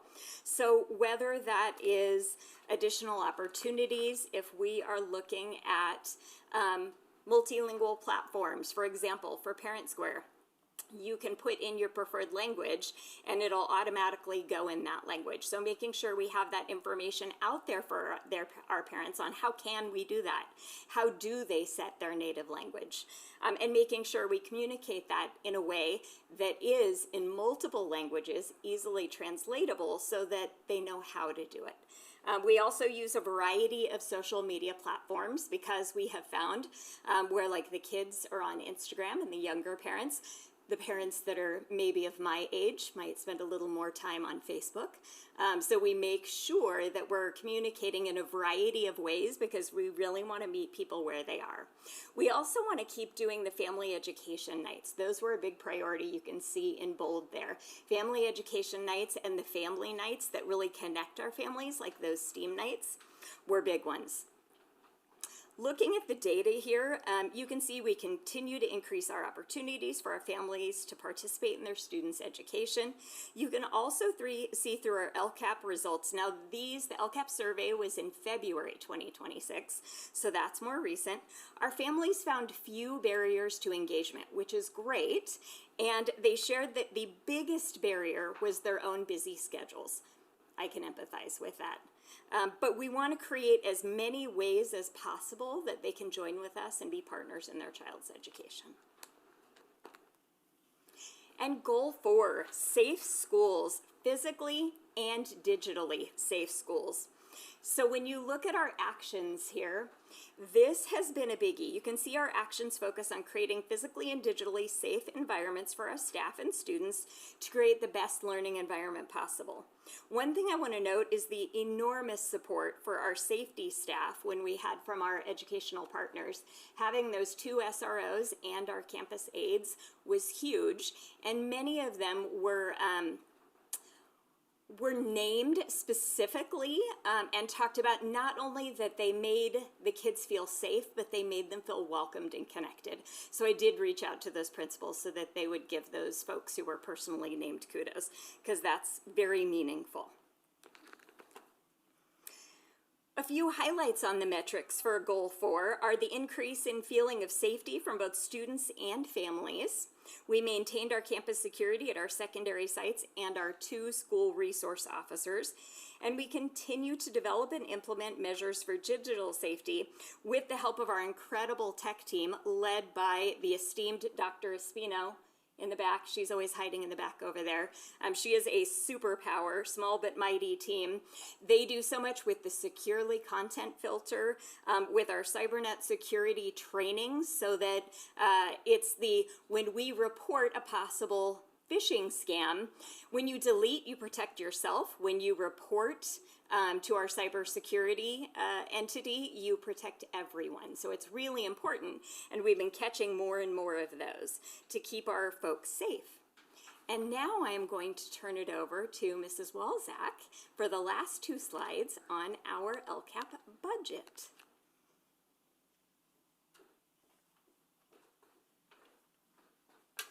All right, thank you, Dr. Prince. Just to go over some of our estimated expenditures for the different goals and actions that we have for the 2024-25. So goal 1, the budget is $4,786,363 for our estimated actual. We're currently at $4.8 million.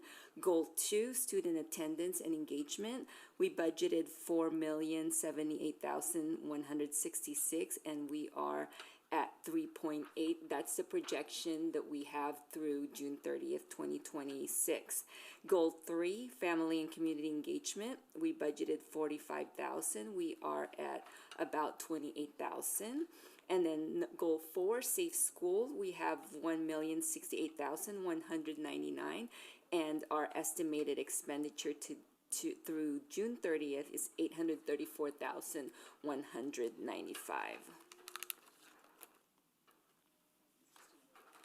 So the material differences, which is defined as being 20% or more, either over or under the planned budget. So for goal 1, overall we spent less than the budgeted due to our ability to use one-time funding such as LREBG, which is the Learning Recovery, and then the AMIM, which is the Arts, Music, and Instructional Materials Grant, as well as the Educator Effectiveness.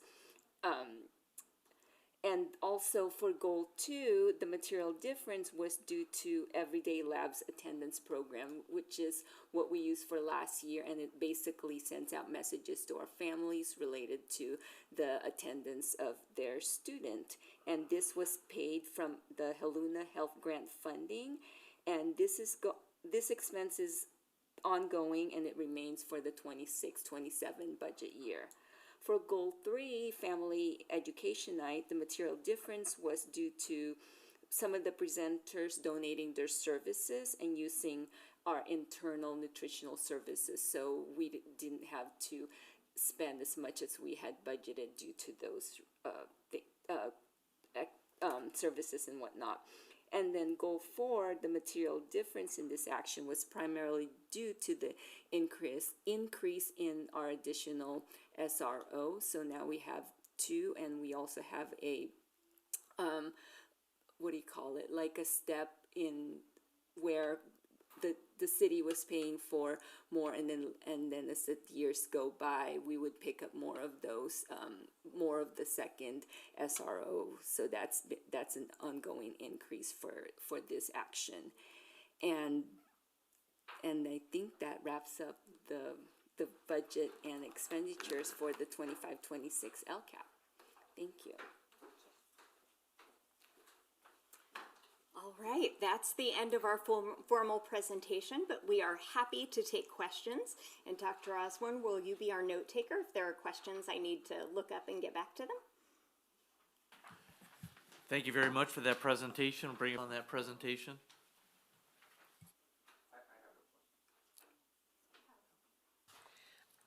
That last slide, that's probably for you. Everyday Labs, you said we used a grant, right? Yes. Is that grant going to be also available for the next year? No, the Haluna Health grant is expired. However, we were able to work with Everyday Labs because it's coming back into our budget. We look at, as you know, we're constantly looking at right-sizing our budget since we're deficit spending.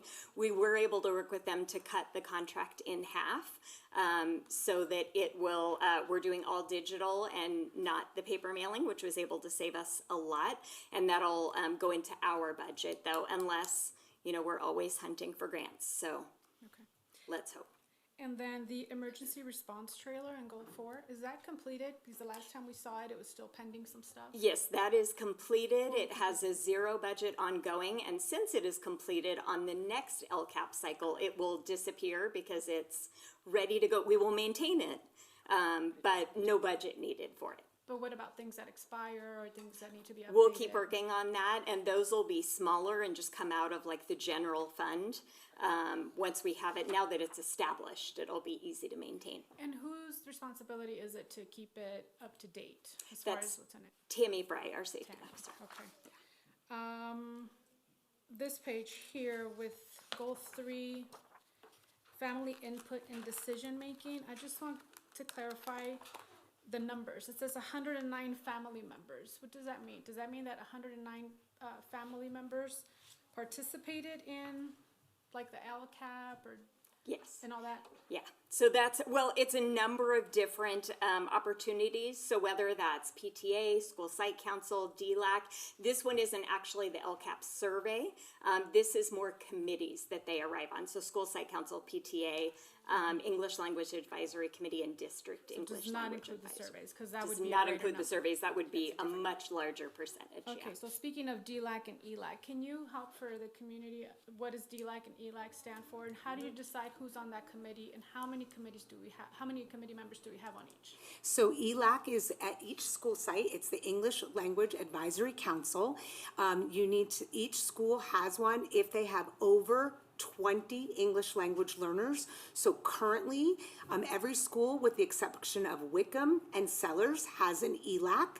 ELAC is an advisory council to the school site council and, of course, then leadership team at each school.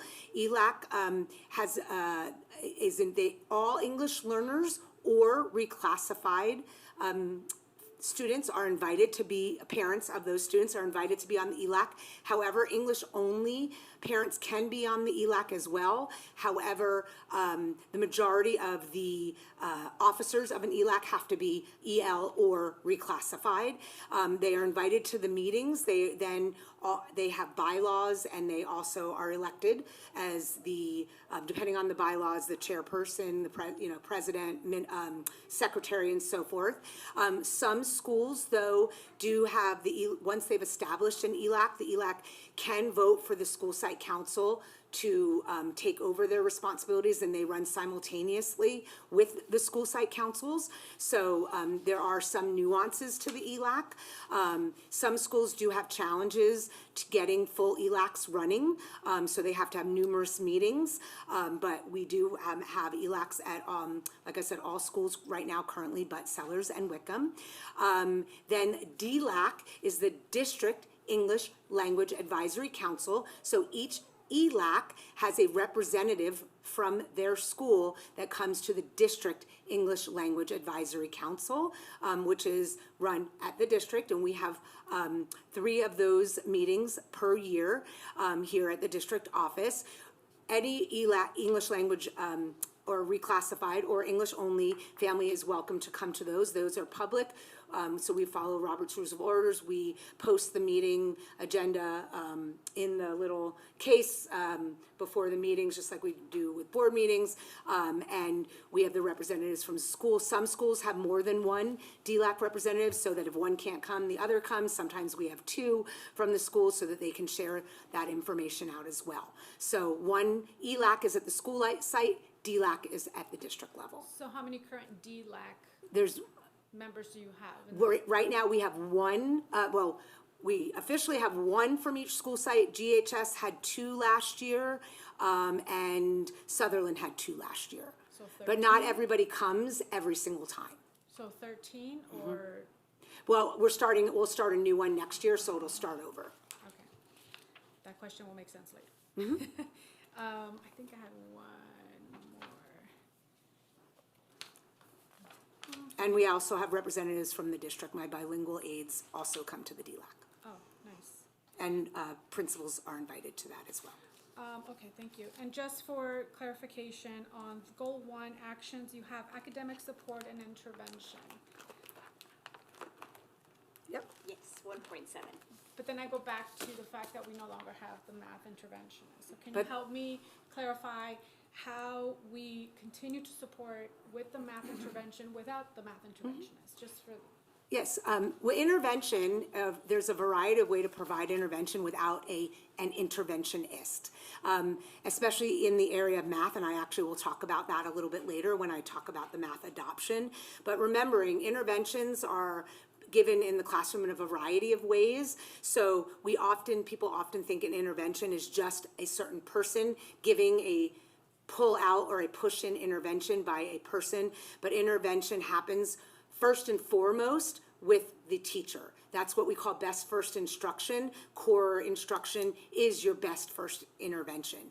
So when we talk about academic interventions, we're talking about our best first instruction. And with our new math adoption, there's leveled interventions built in within the math adoption. So there's a personalized learning platform for every student that's based on their data. Within that, there's differentiated instruction within the math adoption for every student. So every intervention is not just provided by an interventionist. So academic interventions are provided in a variety of ways, and then it's really a matter of providing a variety of professional learning opportunities so we can support our teachers in doing that. Thank you for clarifying.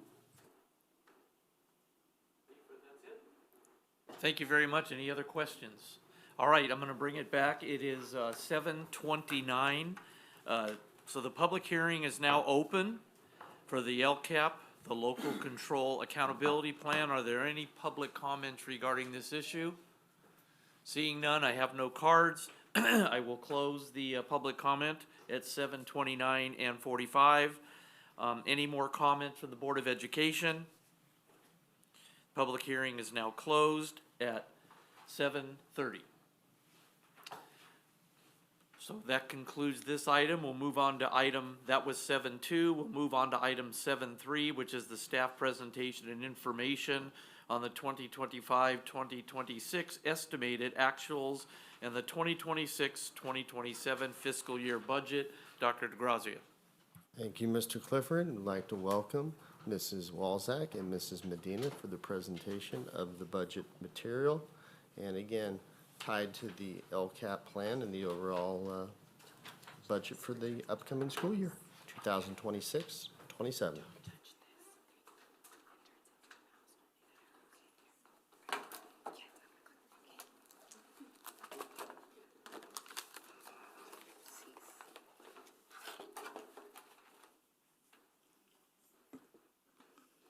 Good evening, everyone. Good to the members of the community. So this evening, you will hear our 2026-27 proposed budget, which also lays out our multi-year projection for 2027-28 and 2028-29.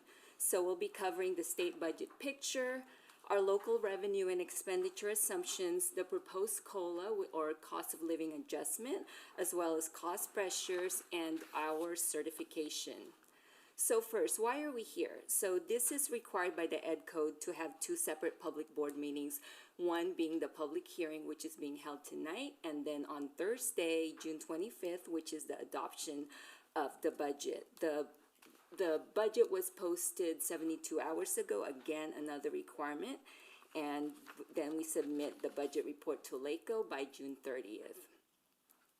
So the good news, I just want to say good news with an asterisk, okay? Revenues are up, but the state is still catching up on some prior shortfall.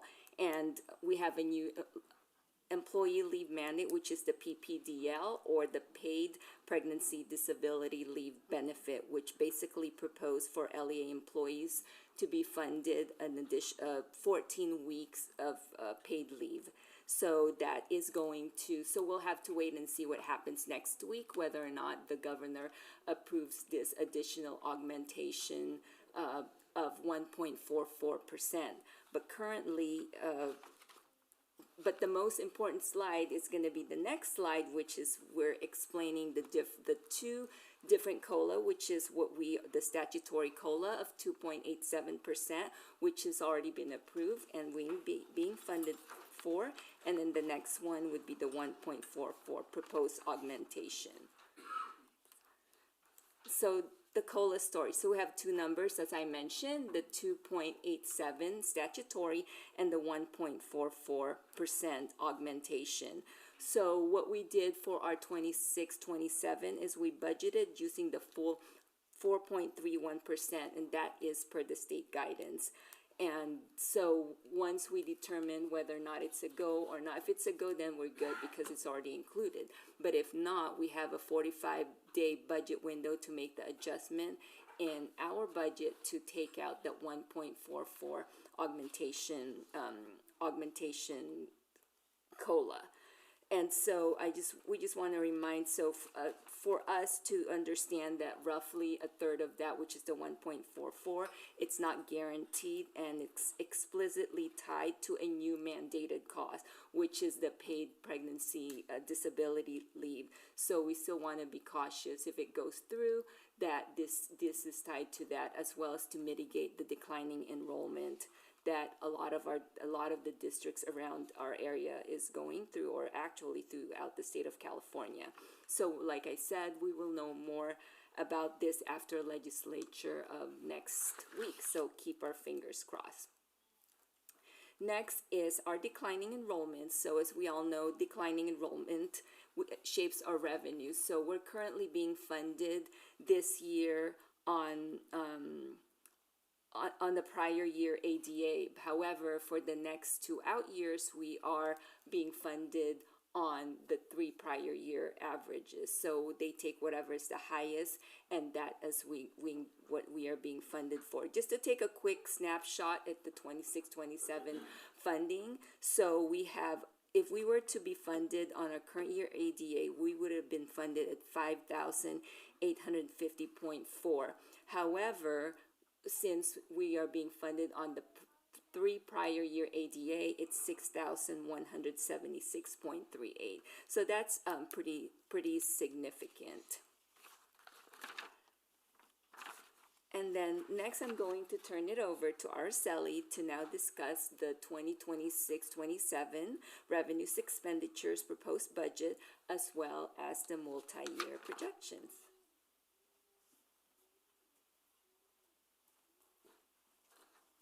All right, hello everybody. As Jeanette mentioned, I'm going to go over the revenue. So this is our general fund revenue. So it's total general fund, the unrestricted and restricted general fund. So we are estimating for 26-27 to have 104.7 million, and it is separated into those categories in that pie chart. So 77% of our funding comes from our LCFF resource, which is driven like Jeanette mentioned, by our enrollment and our average daily attendance. The other sources of money are our local revenue, as well as our state revenue, which includes our AB 602 special education and some federal categorical programs. So you can see on the chart here, our local revenue makes about 10% of our funding source. State revenue is about 10%, and federal revenue is 3%. Next, we'll go over the general fund expenditures. So our total general fund expenditures are estimated to be 109.6 million. 79% of our expenditures are related to staffing, so it's our certificated classified salaries plus the benefits. Our services and other operating expenses make up 14%, and supplies and materials make up 6%.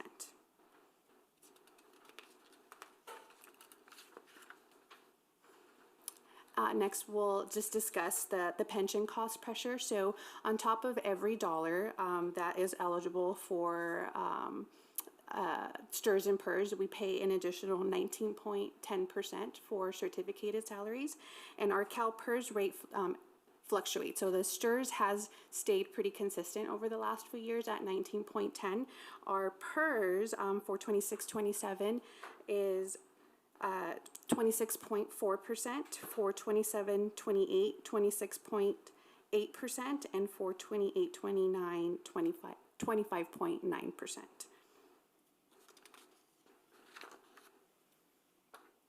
One of our largest general fund cost drivers is our special education unrestricted general fund contribution. So it for 26-27, it is a little over $12 million, and it does continue to increase.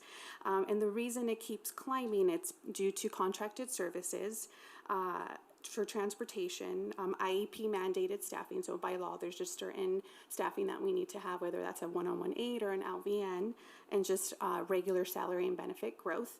Although we did receive an increase in our AB 602, it's the most we've ever received ever. I believe it's like historical, which is great, but it just mitigates the general fund contribution, because it's still a large cost driver for us. So it's just something to still keep in mind as we work on our budget and continue to look at the special ed contribution.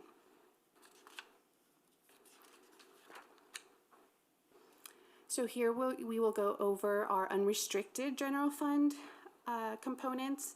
And the beginning fund balance, we started with 14.1 million at the beginning of 26-27, or at least we're estimating. Once we close the books, we'll have an actual number, so it's an estimated beginning fund balance. Our revenues are estimated at 84.1, our expenditures at 69.2 million, our contribution 15.5 million, and so our deficit for 26-27 is a little under $1 million at $762,108. For the multi-year projection, We are at a modest surplus, so we are no longer deficit spending in the 27-28 or 28-29 year, and that is due to the COLA that we received, as well as the special ed increase in the base funding for the AB 602.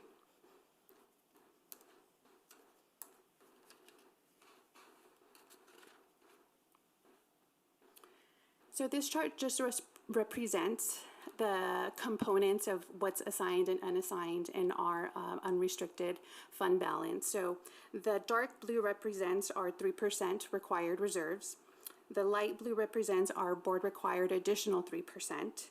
The golden mustard color represents the assigned, and the red represents the unassigned. So 2/3 of this balance is reserve money that we are required or committed to hold for certain economic uncertainty.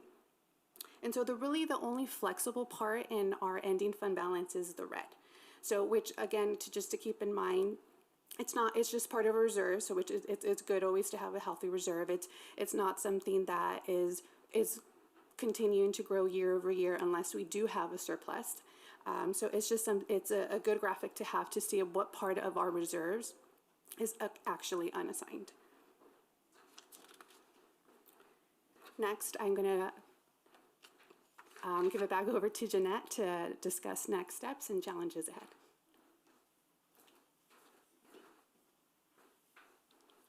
So the good news is we are certifying our budget as positive, which means that we can meet the obligations this year and the next 2 subsequent years. However, we have to think about what's ahead. We have a declining enrollment that it's still a concern. The uncertain of the 1.44 COLA piece, and that's is attached to the PPDL mandate, the rising special ed costs, and of course the pension pressure. We just want to keep this in mind and remind ourselves to conservatively approach ongoing commitments. So from tonight to the adoption, so on Thursday, we asked the board to consider adopting our budget, and then on June 30th, we have to submit our budget to LACO and the state of California. And the state of California should have their budget finalized by then. And mid-August, we have that 45-day window revision to make any changes, especially with the 1.44% COLA that is in question. And then in fall, we will be, continuing our bargaining unit negotiations. So thank you, everybody. That wraps up our presentation for the 26-27 proposed budgets. Again, I want to thank our fiscal services team, especially Araceli Medina, for her thorough preparation. We remain committed to the fiscal responsibility and transparency while, of course, supporting our student achievement. We definitely appreciate the continued support of our amazing board, our district leadership, and our community in maintaining the fiscal health of Glendora Unified School District. And now we would like to open the floor for any questions and discussions. And Araceli, come join me. Thank you very much. I love the amazing board comments. I don't know about the rest of you, but that was really nice. CBO Walzak and Araceli, thank you. That was a great proposal, good numbers. I think the board's done a yeoman's job from a policy standpoint for you to do what you did. Any questions from the board? Yeah, pretty straightforward. It's looking good, which I keep getting those positive notes, so I guess we'll send this one off after Thursday for another one of those. So it is 7:43 in the evening.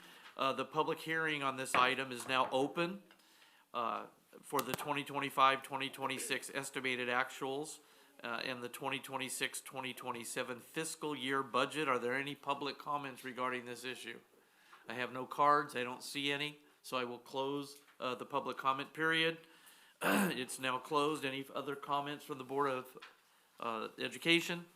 Thank you so much, Dr. DeGrazia. You'll send this back for another agenda for Thursday night, and then we can have a discussion about that. Yep, the LCAP and the budget for Thursday evening. Yep. Perfect. Thank you. All right, thank you. That moves us to item number 5.1, which is a public hearing Dr. Nahara, welcome back. Okay.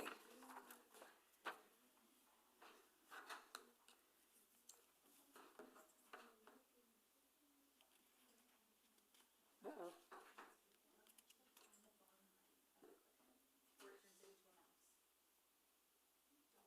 Don't touch it. I think I touched it. Thank you very much for your report. All right. Don't touch the bottom right. All right, let's see if I do it right. Okay. Good evening. Are you sick of me yet? Okay. I am very excited to present to you all the information about our mathematics instructional textbook adoption. And before I begin, I do want to thank, I have Miss Melinda Hart in the audience, who was part of this process with me. We had a full committee, lots and lots of people, but it is summer break, so I believe that is all that is here. So thank you, Mindy. Actually, Ms. Espino was well a part of that, and so is Dr. Prince. But as far as our teachers and our extra people, just Mindy is able to join us tonight. So I wanted to talk a little bit about the process before I ask for your approval and recommendation. First, it started, what you can see on the board is our learning committee developed our vision, our Glendora Unified Mathematic vision, our math vision. And I won't read it to you, but key pieces are that every student sees themselves as a mathematician, that we create curiosity, reasoning, and problem solving in our students with deep engagement in meaningful mathematics and a preparation for future opportunities and challenges. And this was at the core of everything we did for this math adoption. Every time we talked about anything with our math adoption, we came back to our math vision. And I think it's really important that we began with this and we end with this tonight, because you have to have a vision for your math before you talk about an adoption. So on our committee, we had a few different committees, but on the representation, we had volunteers from kindergarten all the way through high school, from elementary, middle, high. We had intervention teachers, we had site and district administration, special education representation, and all across all the different sites. So we had varied people throughout all of our different committees. And to talk about the process, it actually was a process that happened over a few years, and it began way long time ago when we actually started with professional learning about our 2023 math framework, and that went out to all of our teachers that are involved in teaching math. That was 2 years ago. We did professional learning on that because we needed to, that was the core of everything. When the state approved their textbooks this year, everything was based on the 2023 math framework. So before all that came out, we started really focusing our professional learning on the math framework. The summer before, we even had a math study group with books that were based on the math framework. So we really started our work a long time ago. Then this fall, we worked with LACO and we had a learning committee. It was a small learning committee, and that was really learning about not just the math framework, but about the adoption process, and really learning from past adoptions, what we wanted in the adoption, and the adoption process, and gearing up for when the state was releasing their 60+ approved textbooks.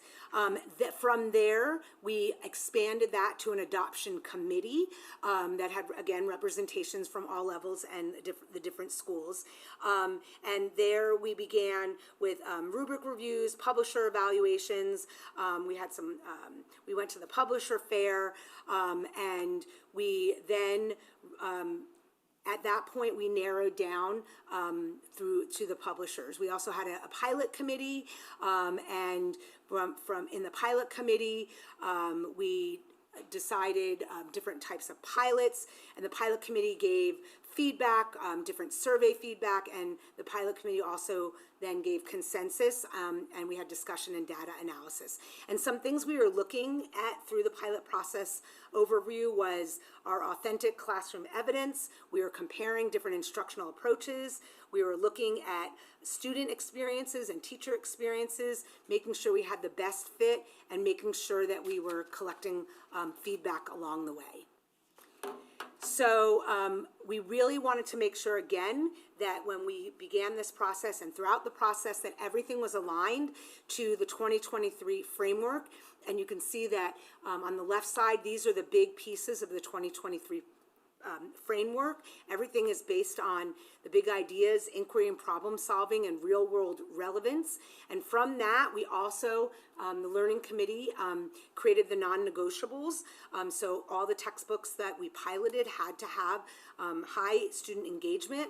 They had to have performance task, high teacher usability, assessment and data tools, differentiation and intervention supports, as well as technology integration. We needed to make sure those were our non-negotiables, and we had a rubric that we used at the publisher fair and when we were deciding which publishers to pilot.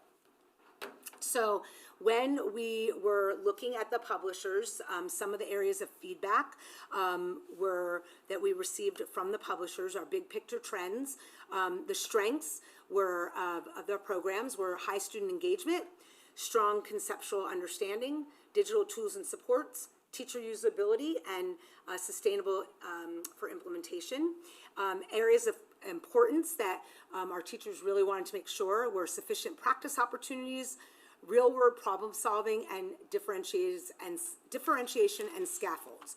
So from all of that feedback, from our big picture trends and getting all of the surveys, we collected surveys at the beginning of the pilot, at the middle of the pilot, at the end of the pilot, from all different levels. Drum roll, please. Consensus and recommendation was McGraw-Hill is the recommended publisher for K-12.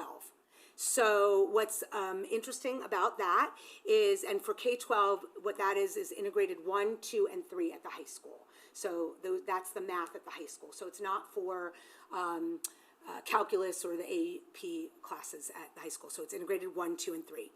Interesting with that, it's the first single publisher for K-12 adoption for a very, very long time, as long as that I know of in GUSD. It supports stronger articulation across the grade spans. It helps with alignment and pacing in our instructional practices. It has great digital integration and improved coherence district-wide. So this really came from the consensus decision making. And so that was a really important piece. It wasn't necessarily a majority vote, but it was a consensus decision making. And we did a lot of talk about what consensus means and making sure that all committee members in the adoption committee will move forward and support the adoption when we move forward. So our adoption McGraw-Hill reveal is specifically designed to strengthen our intervention with classroom supports through multi-tiered systems of supports, and it doesn't rely just solely on separate interventions. It provides classroom teachers with built-in tools to identify learning gaps, provide targeted supports, and monitor student growth. There's built-in diagnostic and data tools. There's personalized digital learning, and there's multiple entry points for diverse learners, and that was really important. So other reasons why we chose Reveal is by the end of the pilot, teacher feedback showed patterns of that it was not only engaging and conceptually rich, but there was also practical, it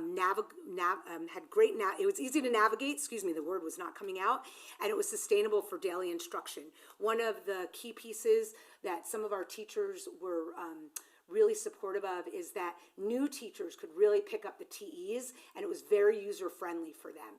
And even though we only had a few new teachers that were on the pilot, some of our veteran teachers, that was very important to them being able to pass this on, because remember, this is an adoption for 8 years, and a lot of the teachers we have now may not be our teachers 8 years from now, and some of them can pick up any adoption or any textbook and teach with them, but our newer teachers need more of those supports, and they wanted to make sure that was there for our teachers years to come.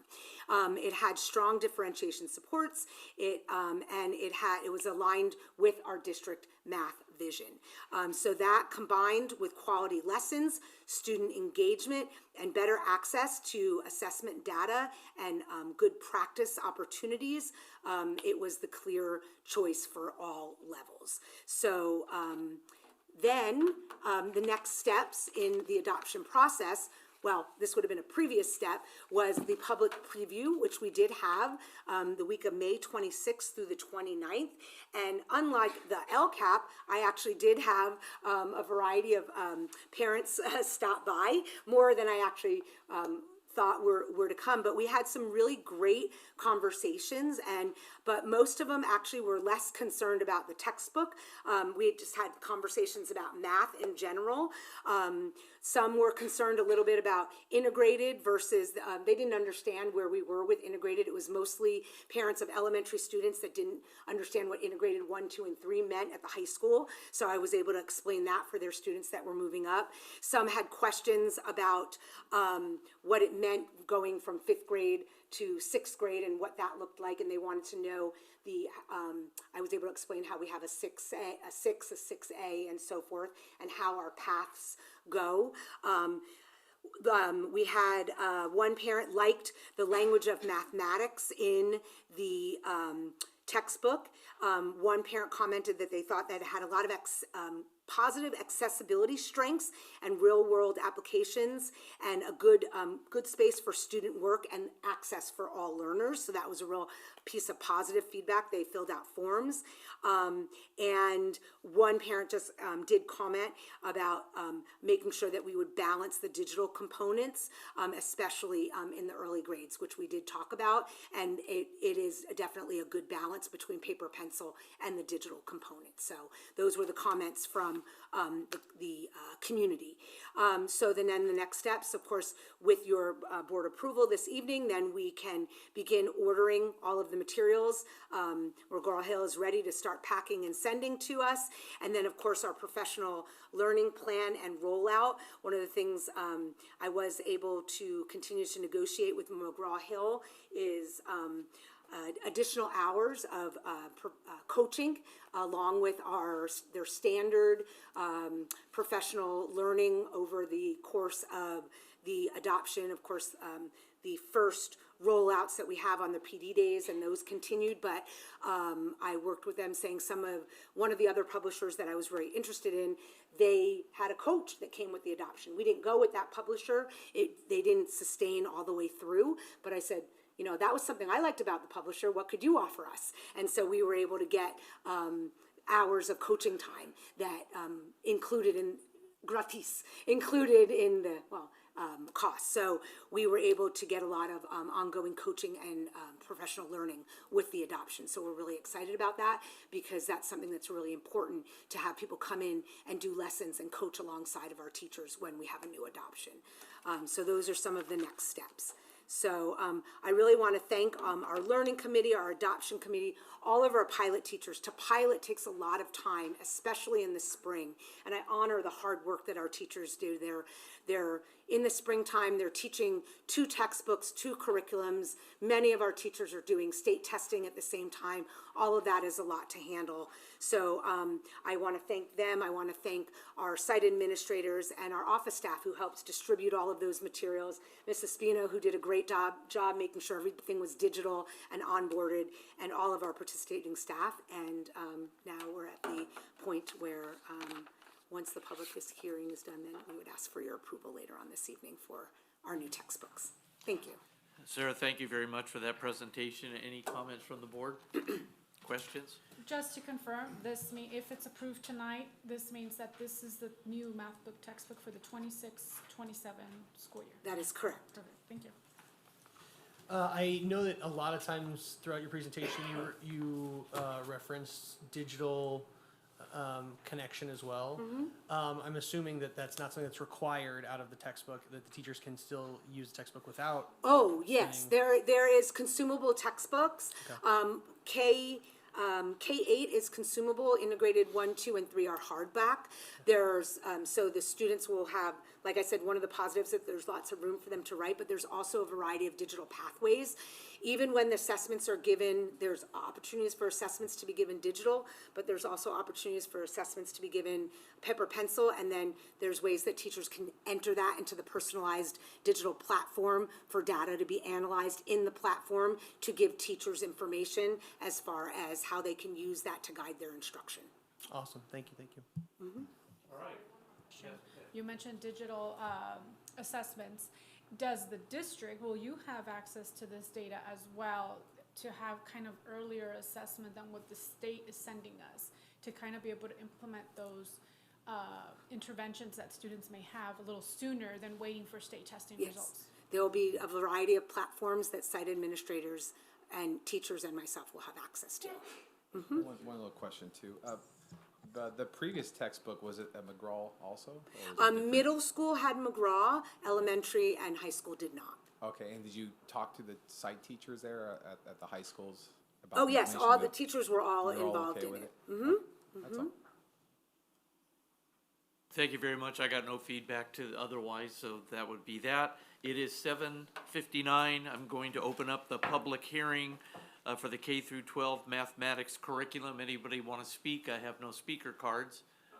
I have a speak. Do you want to speak on this issue? I do, just very As long as you take your glasses out of your mouth, come on up and you can do that. It'll be easier to hear you. So- Thank you. Your name, please, sir? Mike Barron. Thank you. And it all sounded really good, and I know there's a lot of effort that went into the development, or into the choice that was made.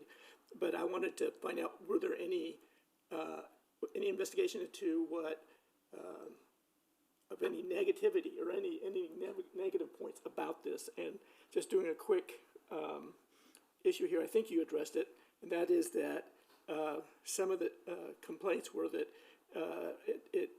training was inadequate in both timing and depth.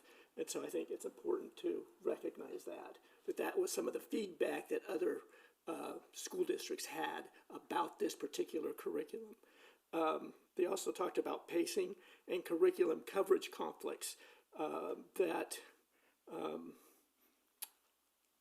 that was an issue that Reveal math teachers specifically note the program can require supplemental worksheets and extra examples because it does not provide sufficient drilling of core concepts before jumping to complex word problems. Core concepts are just so essential in math, and we've moved away from the basic, I think, the way we grew up and were taught, and that is you memorize your addition tables and your multiplication tables, and I don't think we do that anymore.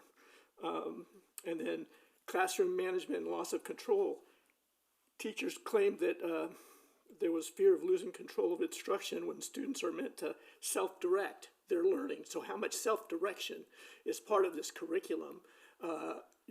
You put groups out there in your classroom and you say, okay, you figure it out. Well, to me, that's not teaching. It can be part of it, but those are issues that were communicated by those that have been using this program. So I just wanted to share that, and by doing that, I just think be aware of some of these issues so that they can be addressed. Thank you. Thank you, Mr. Barron. You did that within your 3 minutes allotted, too. Yeah. I appreciate that.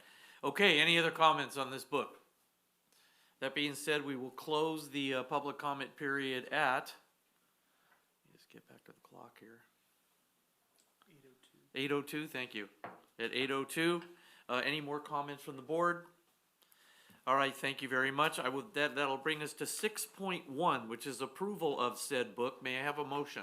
All motion? There's a motion. Is there a second? Motion and a second. Is there any further discussion from this group on adopting this book? All those in favor? Aye. Any opposition? Dr. Naharro, you have your book. Thank you.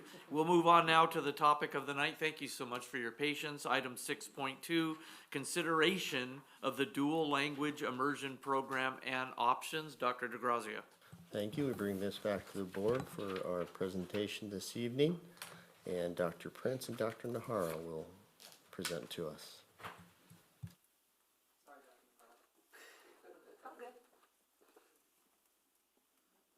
She loves to present.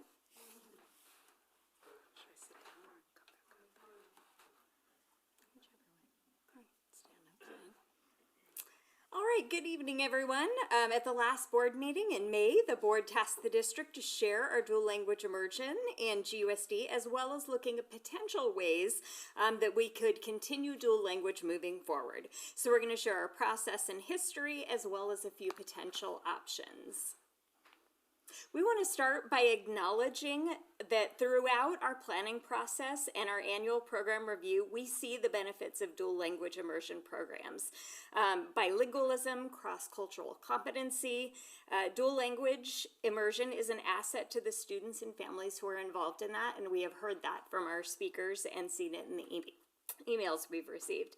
We also want to acknowledge the passion of the parents advocating for the program and the incredible job our two teachers, Mrs. Ochoa and Ms. Zuniga, are doing in this program. I thought it would be important to start with the original goals for DLI. When the board brought us this initiative years ago, there were a number of goals that were developed for the program. The first few were absolutely finding success, building that cross-cultural competency, the benefit to students of bilingualism. However, the last few were a struggle. We wanted to build and maintain a true two-way immersion program to create a space to nurture cultural esteem in native speakers and expose English-only students to native language. Oftentimes when we see students in different environments, we see two different versions of our English language students, our learners. In a class where many students are learning the language, they're confident, they speak out, they're less worried about mistakes or mispronunciations that we all have when we're learning. In classes with only a few language learners, you may see those very same students who hesitate to participate. Having a large number of native speakers in a class, like a two-way immersion, creates an environment where they're confident to share their language and to learn a new one. That was really why we wanted to focus on the two-way versus the one-way model when we originally brought the program in. However, and we know with that also that our teachers work to create safe environments and spaces for our students to participate in. But having the one-way immersion, which by definition is less than 37% or less of speakers of the target language, is a very different environment from the two-way immersion program. Another goal was to increase our inter-district transfers to combat our declining enrollment and sustain the program financially over time. As you guys are aware, whether a student lives in GUSD boundaries or elsewhere, if they attend our schools, that ADA, which is about $10,000 per student, comes with them. That allows us to increase our budget and has the ability to sustain the staffing and the support for all of our students. We did not see that goal achieved. Currently, over the last 2 years, our DLI program has 6 inter-district transfer students who came here directly for the program. So we met 2 of our 5 goals, and we do see the value for those students who are participating. A history of how we developed the program. So we also want to provide a history of the program here in GUSD. One important note here is that the grants that were offered that have been mentioned prior, those applications closed in March 2022, and you could see we didn't start researching our program until later that fall. So unfortunately, we missed those grant opportunities coming into the game a little bit later. And just as a side note, those were all exclusive to two-way immersion programs, but we had missed that timeline. One of our first steps was gathering data from the community. We did a survey to determine the interest level of our GUSD families, the age of the students of those families interested, the target language they were interested in, which was primarily Spanish, and the willingness to switch school sites, because we knew that would be a really important part. We also toured a number of successful dual language schools with a team to look at models and get insights from those who were successfully implementing their program.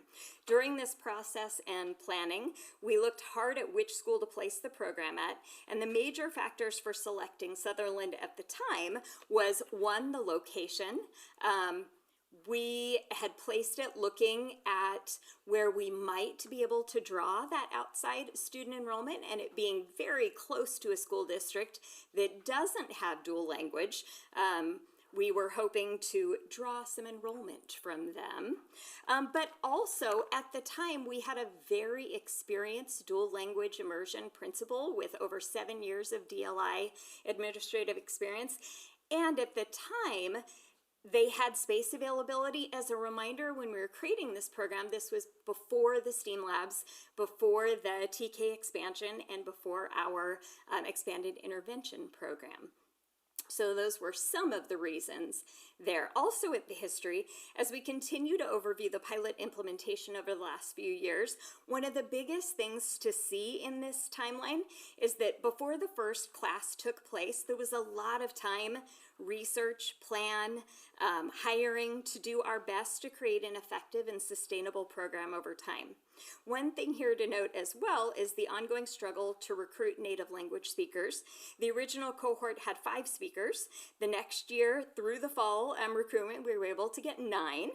And this coming year, at the time we had to make the difficult call in March, we had 3 to 4 who had screened as native Spanish speakers at the time. As we reflect on the program, as we reflected on this program in spring 2026, as we had done each year of the pilot, we revisited some of the original goals that Dr. Prince had referenced earlier, particularly enrollment and the development of a strong two-way immersion model. We held an informational meeting in November and opened the interest form alongside our January 2026 enrollment window. Throughout the process, I monitor interest closely. When the response numbers remain lower than anticipated, we actually postponed the lottery that had originally been scheduled for March 9th in order to allow more time for families to consider the program. But by early March, we had reached a point where staffing timelines require us to carefully review the available data and began making decisions. At that moment in time, we had received 28 total interest requests. Of those, 20 were English-only applicants.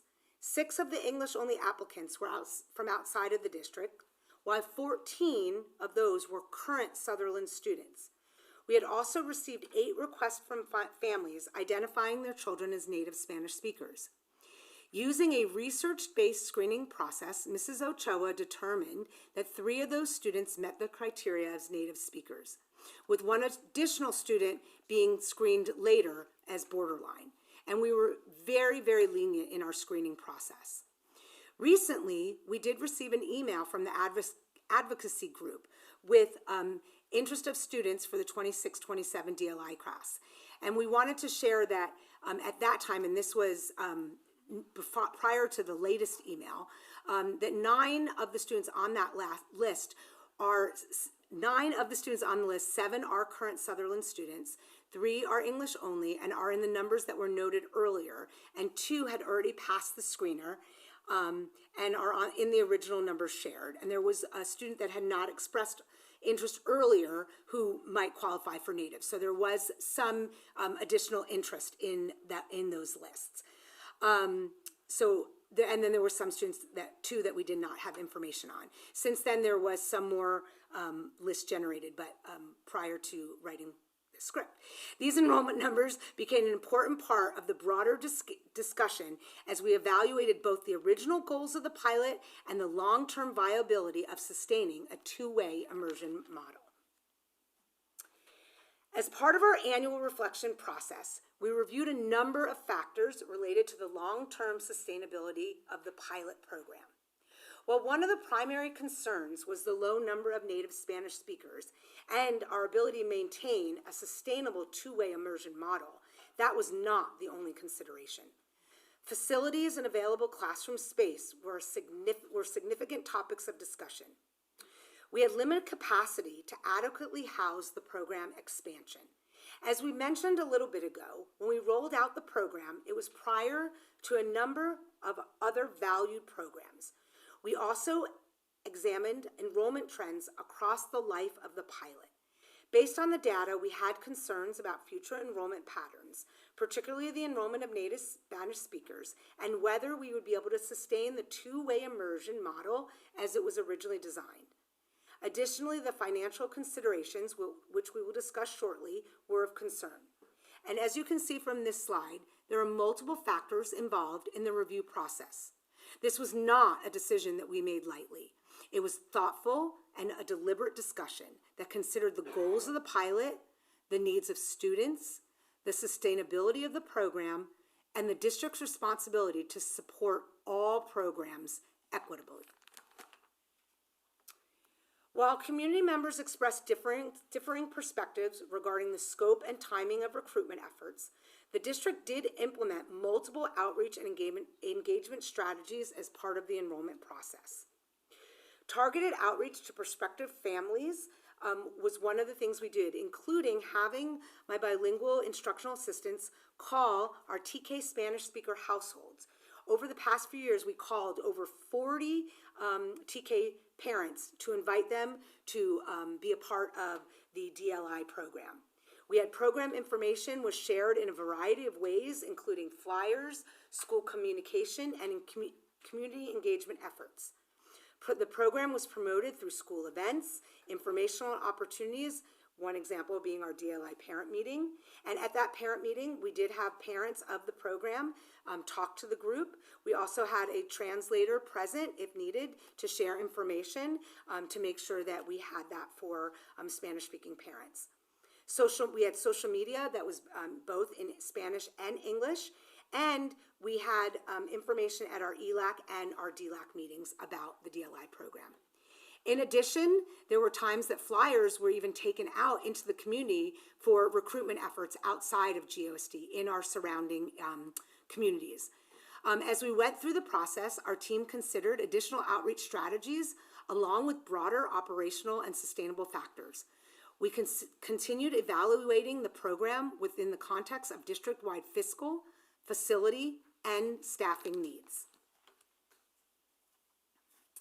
As we reflect on our process, we know that there were some factors that contributed. For example, considerations for extended programs like our TK, STEAM, and intervention, which made impacts on the space availability as well as overall staff responsibilities and the ability to focus on multiple initiatives at once.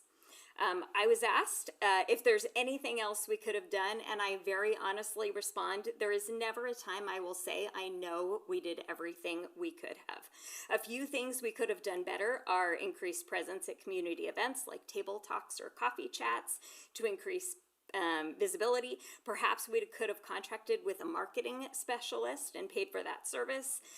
It was suggested that we do the Sutherland website in both Spanish and English as a default, that we do all social media for Sutherland in bilingual Spanish and English. And obviously from tonight's comments, the application process, perhaps we could have clarified that part of it, and harnessing the support of our DLI parents for recruitment. As we reviewed then and now, a few things are important to point out. First, the DLI program is a pilot program, and each year was evaluated for both the program itself and the fiscal sustainability of it. We continue to acknowledge the value of the DLI program for our participating students and families and the hard work of our amazing DLI teachers who will continue to support the current cohorts through third grade regardless of any outcomes here tonight. Outreach efforts were made with bilingual recruitment and community engagement. We're always willing to acknowledge again that we are not perfect and there's never a time where there isn't one more thing that perhaps we could have done. When we look at our time frame for decision making in this year, we also had to align that with staffing, budget obligations, and our contractual timelines. We delayed our decision as long as possible to ensure that we were making the responsible decision for both our current circumstances and the ongoing future of our programs. As we review the pilot sustainability, in addition to enrollment concerns we already mentioned, we saw some fiscal implications, which we will go into more detail on now. The reflection team included members of our fiscal department, thank you. As we looked at the sustainability, one of the largest factors besides enrolling native speakers in a true two-way immersion program was budget considerations. As we mentioned, an original goal was to draw outside enrollment to increase district student enrollment and bring additional funding sources. Although we hate to look at programs with an eye on the money, it would be irresponsible of us not to do so. Over the last 2 years, the DLI program brought in a total of 6 outside students with a total of $10,256 of ADA each. If we were to continue with this 3 per year average and garner 3 more for the 26-27 school year and annually following, you can see that we'd be running at a deficit each year. For the 25-26 school year, the deficit was $172,831. In 26-27, it would run at about a $244,000 deficit, and in 27-28 at a $315,000 deficit. Although on the surface, one might say you would need a teacher for these current students anyway, in actuality, the current students could have been accommodated in the general English-only classrooms at Sutherland or across the district, either through other inter-districts going to other sites or intras to Sutherland staying at their home schools or other sites across the district. So additional staffing was an added expense directly for the program. When we look at the budget, which we are working very hard to right size, we need to look at every program, especially those running the negative, and evaluate long-term sustainability. As I mentioned, it is difficult to analyze a program with dollars instead of student faces, but we must ensure we remain fiscally responsible. The program was also not alone in this analysis. We have had to make difficult decisions historically, but a lot recently, and we've had to make the difficult decision to phase out a number of other programs that are also beneficial to students because of the financial impact of those to the effect of the overall district budget. So now that we've covered a little bit of background of our efforts and the rationale for the decision to phase out after the current cohorts go through, the board did ask us for some alternative considerations. So with all of those considerations, we met as a team and looked at a number of different options, thinking outside the box, but with our current financial, facility, and enrollment circumstances in mind. And we do have 2 alternative possibilities that Dr. Najarro will go into here. I'm a messenger. Okay. There are a few options our team was able to outline. Either option involves a move of school sites. The site with the current space capacity is Lefebvre. If we were to start an immediate 26-27 cohort, the program would be split across 2 sites for the next few years, as the current cohort would stay at Sutherland, and a new cohort, the kindergarten cohort, would begin at Lefebvre. As you can see in the chart, the 26-27 kinder cohort would begin at Lefebvre, while the existing cohorts would remain at Sutherland.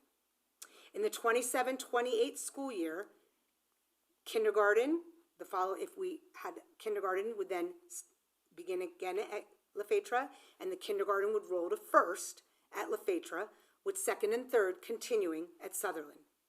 In 28-29, kinder through second would be at Lefebvre, and third would finish out at Sutherland. And then by the 29-30 school year, the entire program, K through 3, the pilot, would be at Lefebvre. The move would mean interested parents who are primarily Southern families would do an intra-district transfer to Lefebvre. We do recognize that this may mean their students would be split across 2 sites if they have multiple students. And we know this is not an ideal situation, and we do not always think this is in the best interest of the students, but it is an alternative way to bring back the 26-27 cohort as we were asked to do.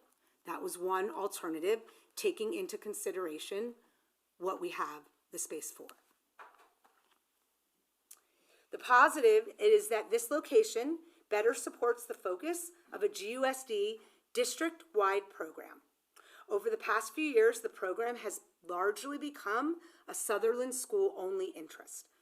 Due to the demographic data of the students in the Lefebvre and nearby areas, it could provide a larger Spanish-speaking base for Glendora Unified residents who may not have been willing to transfer to Sutherland due to the location of the school. For the concerns we have already mentioned, the logistical concern for families with more than one student in Glendora, the ability to recruit native Spanish speakers may continue to still be a problem, and we may still not have a two-way immersion. This may also we may also have a problem looking for qualified teachers willing to voluntarily transfer or backfill their position, or we'll have to quickly hire a B-clad teacher. Additionally, as we mentioned, there still will be a fiscal impact with this model, and we will continue to run at a deficit, as you can see here.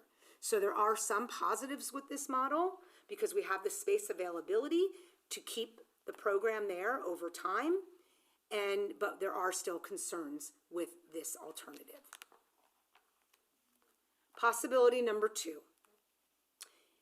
As a second possibility, in consideration of the ongoing struggle to get native Spanish speakers, and as was proposed by some of the prior community speakers, implementing a one-way immersion program.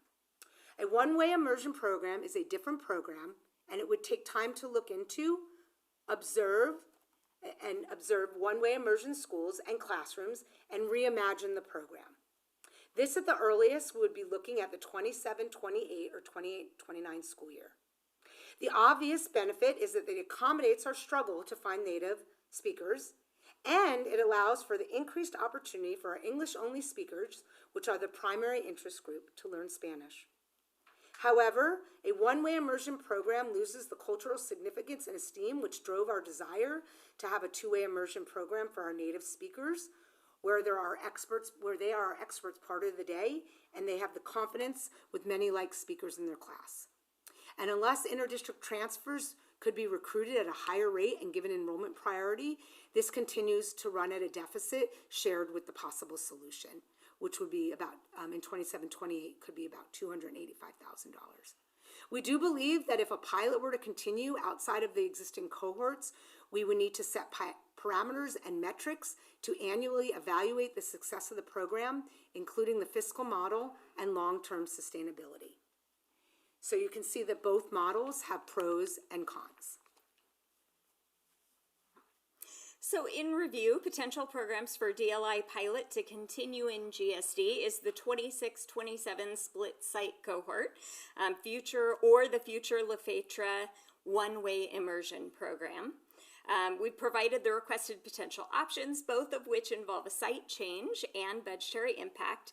And as stated, we very much value the benefits of the program and the wonderful job our teachers are doing. These decisions are never simple or easy, especially when we're talking about budgetary impacts and students. We understand that no matter what the outcome, this is not an ideal situation for anyone involved: community, students, families, and staff. Regardless of the outcomes today, GUSD will continue to focus on rigorous instruction, enrichment, and opportunities to engage our language learner students and families, and to provide opportunities to build cultural awareness and esteem. Thank you. Thank you for that presentation. I'll bring it back to the board and see if there's any questions from the board on the presentation and what our next steps would be.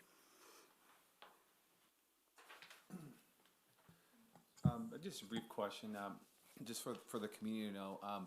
I know you chose a location, Lefebvre. Why not other locations like Staten? Lefebvre actually has the classroom availability, so they have the space to sustain it over time.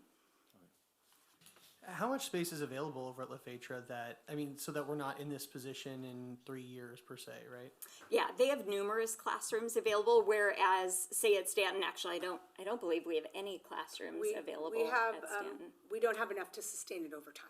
Okay. at Stanton. And then, some of the things that I think maybe make this difficult, I'd like you guys to speak to is what are some of the things, I know you mentioned it rather briefly, but I want to make sure we're really clear for the community. So we added the state's mandate on TK, right? So that took up 3 of the classrooms, 2 or 3 of the classrooms two of the classrooms over at Sutherland.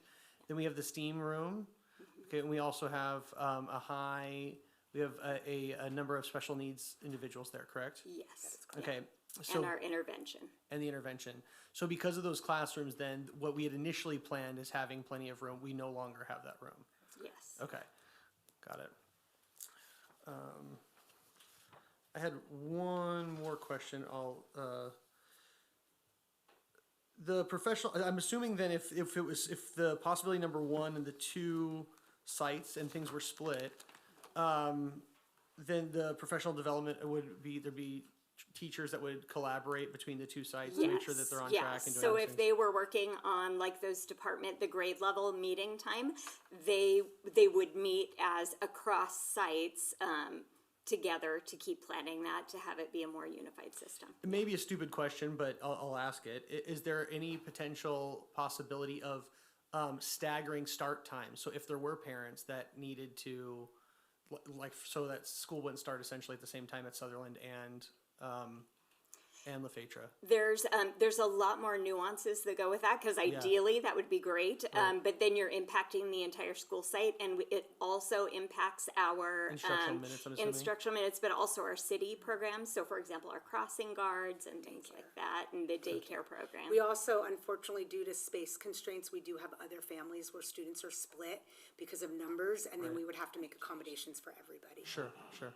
Just thought I'd ask, just in case. We do recognize that, and if that is the case, we will do our best to offer grace, but we wouldn't be able to do that. Yeah, and in possibility number 2, we one of the things that we talked about, or that you guys spoke about, was that it would help out with the more of the English speakers and being able to find them. There wouldn't be any negative impact to native Spanish speakers, though, correct? Like if there was somebody who was a native Spanish speaker, they would be able to jump into the program. It wouldn't be balancing, it'd just be whoever enrolls. I'm assuming it'd be one lottery then. Yeah, so it would basically be Spanish speakers could absolutely do that. We would need to do more research, because again, all of our research focused on a 2-way immersion. That's why that one is phased in a few years for the 1-way immersion, because we really need to do our due diligence and learn more about that program, because all of our focus was on 2-way immersion when we did it. We didn't really visit the 1-way immersion schools. So we would need to have some time to make sure that we plan and implement and learn. It's a very rare program. In the cons listed, it discusses a financial deficit. Is that the same financial deficit that would be there in possibility 1 and ongoing? Or is it we just don't know yet because we don't know what the impact would be with the 1-way? So it really is hard to know if we would be able to attract more. You're always guessing when you're looking at the transfers. That's why we based it on what we currently have and our averages. There are always possibilities, like, for example, you could say if we have 2 kindergarten classes, one of them is going to be dual language and one of them is going to be English only. Your problem is if you don't get enough parents who want that, what do? Because you can't have the second class go above their contractually obligated maximum. So it really is hard to tell. We were basing our financial projections based on the last 2 years of financials. And this has been going on now. This is the 3rd year of the program? Yes. That we've completed? No. 2 years. So we've completed 2 years.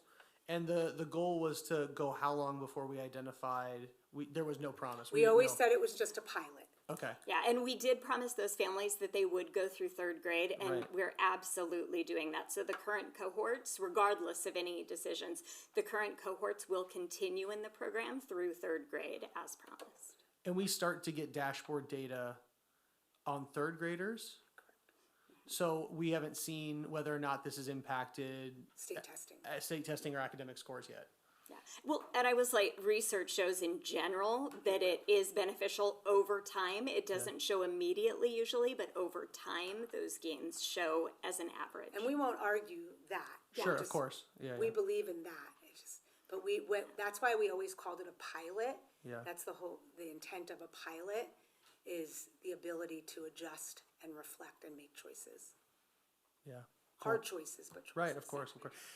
It may be a pivot, and feel free to not know the answer, but just for comparison, I mean, the GATE program impacted how many students? I actually do know this one because that was another hard decision. So the GATE program was running at $150,000 cost, and it impacted 120 elementary students who were engaging in that those after-school workshops. And that program was eliminated due to costs as well. And we did work really hard to embed those supports during the school day to continue enrichment. But yes, we have had to make some really hard decisions over the last few years. They're not easy to do. We want to maintain all of our programs, but at the same time, we also know that you can't run at a deficit forever. Right. Thank you very much. Okay, I have a few questions. Yeah. In your recruitment efforts, you mentioned that you reached out to prospective families called TK, Spanish speaker households, all within the GUSD, correct? And you presented on school events and the DLI parent meeting. You had a DLI parent meeting.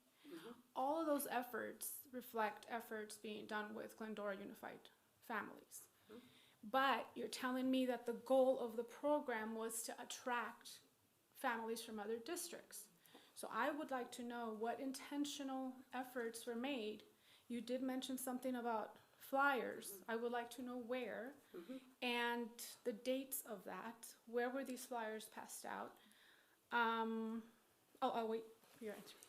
Well, we did that a few ways. Besides social media, which goes all over, right?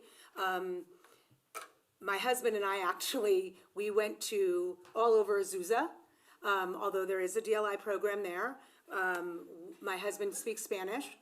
And we were all over Azusa to stores, churches.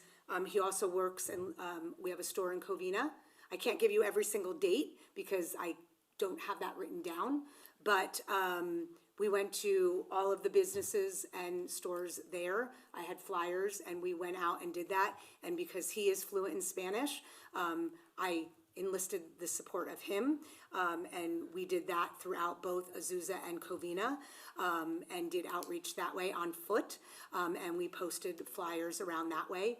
As far as outside, most of the others were done. Even Jen would try to post on the Nextdoor app. They shut me down very quickly because I was posting in the Laverne San Dimas area, and it came down pretty quick.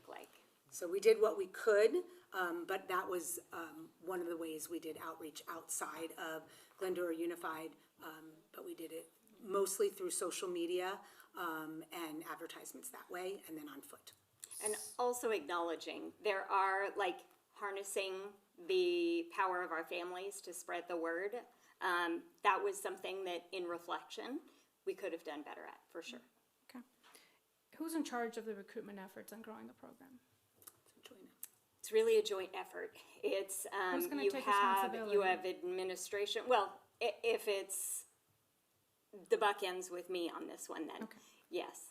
So since the buck ends with you, what was your strategy to attracting families from out of the district? Was there a strategic plan? Was there a list of places to go and recruit? If you decided to pick Sutherland because of its proximity to Laverne Bonita Unified, who does not have a DLI program, what was the strategy? What was the plan to recruit students from that area? Because she's telling me she went to Azusa, nowhere in Laverne. And Azusa has a DLI program. So of course you didn't get students from Azusa because they already have a program. The idea is to, kind of bring in the people who want this program, who don't have it available to their district. So my question is, what was the plan? Did we take an ad out on local Spanish newspapers targeting Spanish families? We took an ad in the Tribune. The Tribune? Yeah. Okay. The Tribune.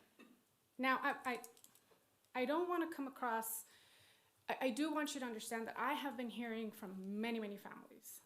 I feel like I am their voice up here, and I need to make sure that I ask these questions. So I don't mean any disrespect. I value the work that you guys do, but it's also my responsibility as a trustee to ensure that we did all that we could. So my line of questioning is going to come in to make sure that we did what we could, that we acknowledge, and I know you said we could have done more, absolutely. So then to honestly just let the public know, like, hey, maybe we can save this, but doing the things that we did not do, right? So we did not go and knock on the door of Laverne families. We didn't advertise in the Spanish community in Laverne. Did we go to Spanish or daycares and preschools in Laverne?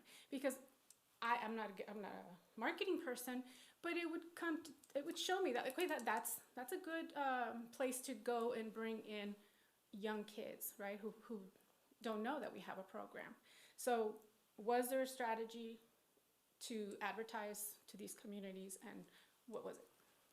No, we did not have a strategic plan. We were going in the Tribune, using our social media, trying for word of mouth, trying things like the Nextdoor app in our neighboring communities, distributing the flyers, talking at our PTA council meetings, asking people to talk to friends, but fully acknowledge, I am not an expert in marketing to the Latino community. We did the best we knew how to do. And I think we also followed some of the recommendations from many other districts that we consulted with. So we did go, like we said, we did go and observe and meet with other districts and followed a lot of their recommendations, and we modeled a lot after that. Hearing some of these are great suggestions, but they hadn't been brought to us prior, and not having those marketing expertise, those weren't things that had been brought to us prior. Did you get data from these successful DLI programs from other districts and how long it took them to build these programs? Like, did it take 2 years, 3 years, 4 years before they felt like, okay, it's most districts, many districts were able to get native speakers from within their district, and then bonus, were able to get inter-district transfers. Our district, we don't have the native speakers within our district, so we were really depending on the inter-district transfers. So we had different issues than a lot of other districts had creating the DLI program. 50% of our students identify as Hispanic. I have a very hard time believing that we don't have the native Spanish speakers in our community. I know a lot of these native Spanish speaker communities, and so that just doesn't sit well with me. I feel that part of the problem is they were unaware. They were unaware that this program existed. And this is based on, again, anecdotes from actual people that live in Glendora. So if the people in Glendora did not know that this program existed, how were they going to share it with the outside community, with their fellow church members or the people their kids play sports with, if they don't know about the program? How are you counting on their word of mouth if they don't know it, right? And even, I'll leave it at that. I just feel like I don't expect you to have the marketing experience and know how to advertise to the Hispanic community. We should know our limitations, and we should know when we need to hire outside help or recruit people that can do that kind of stuff, because we are not experts in everything. So I feel we should have done that sooner. With that said, you said that you did yearly reflections, correct, on the program. So you did it after year one. And at that point you started noticing, hey, we have a problem, because you said you were looking at the enrollment trends. Did you come to the board and tell us, hey, we have a problem? No, we did not after that first year, because it literally is the first year. So the hope was, this is a lower interest, lower enrollment. It's a newer program. As it builds momentum, this will get bigger. And that second year, we got some hope in it. And then this year was when we saw the dip back down again. So you had first and second year, there was still hope, and then all of a sudden it just dropped off. I won't say the hope completely dropped off. We really looked at all of those different factors. So yes, the difficulty in recruiting native language speakers was a big one. But then as we've really, over the last 2 years, been really analyzing fiscal implications, that was a big part.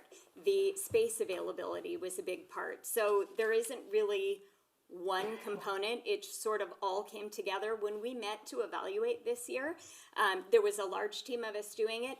No one walked into that meeting thinking that we were going to phase out this pilot. No one. And then as the conversations went through and the fiscal implications, it sort of became like you guys, how do we keep it going when all of this is in front of us? So it was not intended. It came through those discussions and analysis. Okay, in one of your slides, you say that the recruitment was, quote, aligned with prior years, with only additional time being added.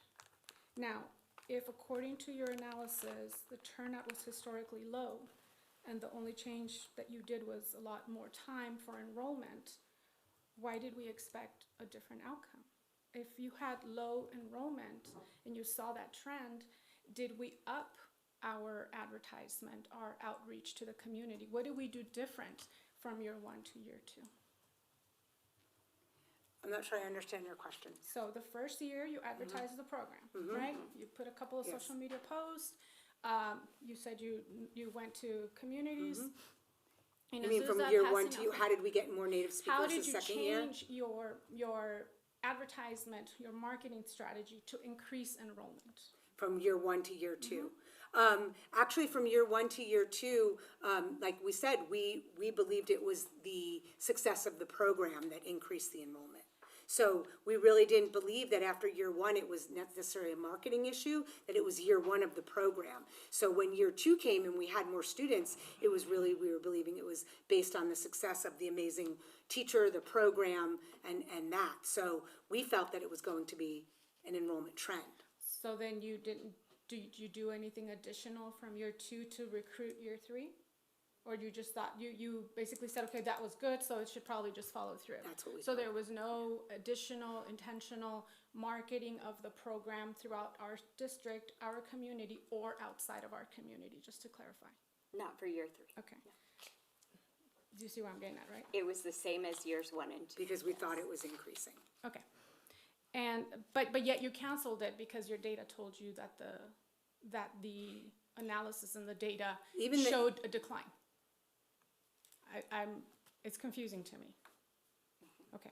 Now, going based on your fiscal consideration, which is extremely important to me. I do not want to undermine this page and the red, and I'm sure it's very important to everyone on this dais. I don't understand the math here because you're calculating LCFF revenue generated by outside students, and here you have 9, and for 92,000. But what about the other 20-something kids that are in the classroom?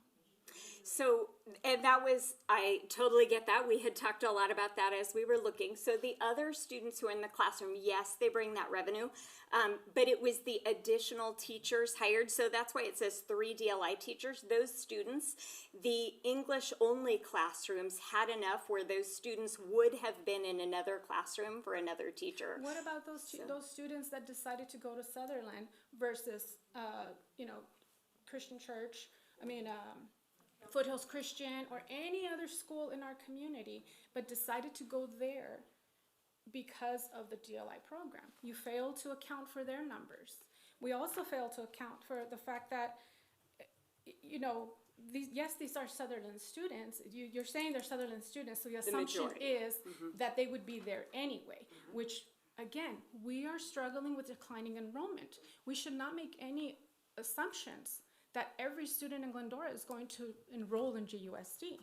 That is true, but we also can't, there's no really way to measure students who may not have come but did because they live there. So it's, we have to go based on enrollment. We have to go based on the data we have. So there may have been a few for that class who, was how many students in that class? Which class? The Kinder, DLI. first and second. 24, 23 or 24, depending on. So You mean the DLI class or all the classes? Yeah. Well, right now you're saying this numbers add up to per teacher it's $112,000. Per student we get $10,256 according to these numbers. Yes. If 28 students, I did 28 because I think that's the max. No. It's for those grade levels, 26. it's lower. Okay. Lower. Because I'm not that fast at math and I wrote this down It's earlier. okay. If 28 students in the class, that's a return on investment of $287,168. Deduct the 10, 20, 30, $30,000 of my math, okay? Because you only have 26, 25 students. That's still a positive. This red is very, very misleading. So the positive is assuming those students would not have fit into other classrooms. So you're talking about 20 students that potentially, you're gonna fit them in Sutherland classrooms? Not all in Sutherland, across, so for example, But they belong to Sutherland. when we move those students into the DLI program, the Sutherland students, and we have spaces available in other classrooms, we perhaps have a family from Lefetra or Stanton or outside the district that says, ooh, I wanted to go to Sutherland, and now because we've moved them out, we move them from a different school site into Sutherland. So it might be where, because that student came over here, a Lefetra parent came over, and then that Lefetra classroom is smaller. So it's not necessarily directly at Sutherland, it's spread across the grade level. So for example, across first grade throughout the district. Sutherland also historically, especially because of the DLI, has had smaller class sizes than any other campus because of keeping the DLI classes. Well, I know that part of the reason, I was on the board when this decision was made, so I can speak to that experience, that when we approved the DLI program, it was Sutherland, one of the reasons was because they had the lowest enrollment. Correct? So clearly that's changed. There's a greater enrollment. Can you tell me that it wasn't because of the DLI interest? There's so many confounding variables, it's So you impossible to Not tell all of you it. what Some it of is it, or isn't. Some, but there's the TK There's factor. absolutely the TK factor. Now, the goals for the original DLI pilot. Build cross-cultural competency, benefits to students, two-way immersion, native space to thrive in cultural esteem. Did we create this program for outside community members, for people not in Glendora, or did we create it for, I mean, because I would hope that the priority would be the students of GUSD, that we created this, and heck, if we got people from outside, great, even better, right? Be intentional about recruiting students from outside because that's what we need. But I'm gonna argue that we need to keep our students before we go off and think, how do we attract outside students? And currently, when we are removing programs like GATE, right? And now the DLI, how is that working to our benefit for maintaining our own students? That's a good question. On the other side, though, it's also looking at the financial implications. As you know, GATE was a difficult one. We talked about that for months ahead of time. But we were able to find ways to still serve those students. DLI is gone, it's gone. You're not serving students that in this way, the way that we intended in any other way. I also want to say, what also makes Glendora amazing, it's not just programs, it's our teachers, and it's the way we commit to students. And I think that needs to be something. I agree 100%. Programs are I'm one not thing, arguing. but our amazing teachers, even if we have programs that we have to eliminate, the work that our teachers do, no matter what programs we have, has to be commended. And so sometimes when we are charged with having to make those hard financial decisions, we have to remember that our teachers are going to do great things no matter what programs we have. And that's a really important piece that we have to say over and over and over. No matter what programs are out there, our student support specialists, our teachers, and our site administrators are going to do amazing things no matter what programs we have. And that's really important. I 100% agree with you. And I want to honor that. I will say that and honor that every single day, and that's what I lead with. When people are concerned about certain things, I always remind them what's happening in the classroom is what matters. But what's not happening in this classroom anymore is DLI. There are other ways we can meet needs. This is what we're talking about, right? That's what we're talking about, DLI. We're not arguing the quality of teachers or the magic that's happening in the classroom. By no way do I want to even, confuse those two. That's not what I'm arguing. I'm arguing that we created this program, we put it in a particular location based on your guidance, based on the data that you had seen, and that's where you decided was the best place to be. And now we're saying, oh, it's not working, we don't have enough students, but you're telling me we didn't do enough outreach in the right areas. You have community members who have said, hey, we have a list. They've gone out there. They were at the farmer's market handing out flyers. Like, I even asked you, Dr. Prince, I said, did we put a banner in downtown Glendora the way we do for every other thing that's happening in GUSD? We didn't do that. Did we put posters on the corner of every site saying, hey, guess what? GUSD has a DLI program at Sutherland. No, but I do see the Memorial 5K poster on our schools. So I feel we could have done so much more. And so for me, I don't want to give up on this program until I feel that we've actually exhausted all the things that we could have done. To really say to the community, we really, really tried. We did everything we could. Again, the numbers that show right here, I'm not convinced because there isn't 9 kids in that classroom or 3 kids per class. There's 24 kids per class. So if we do the math that way, where you're actually, this is how we've done the math for everything else. I'll put this argument. The aviation program was also created to help recruit students from other districts, to have an innovative program in our district that would attract new students.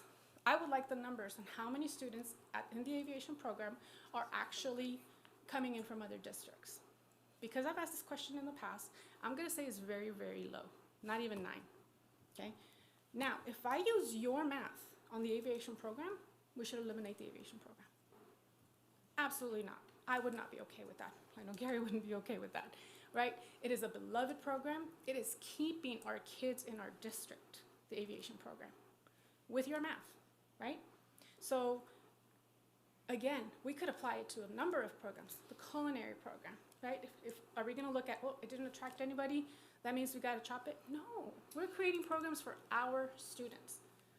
Our students. Can I ask a question? Just 'cause I Hold wanna- on for one second. Oh. Trustee Garcia, how many more questions do A you lot, have? Gary, and I can use all the time that I have to answer as many questions as I need to ask. Well, we also have the protocol of the meeting where you have I to know. be respectful I of know, and I'm everybody's prepared to time, stay here and till that's- midnight if we have to. Okay, I mean, some other people want to speak on the issue Absolutely, too, and so. I think everybody said they didn't have any questions, that's why we moved on to I me. haven't gone yet. Are you telling me I think- should end my question?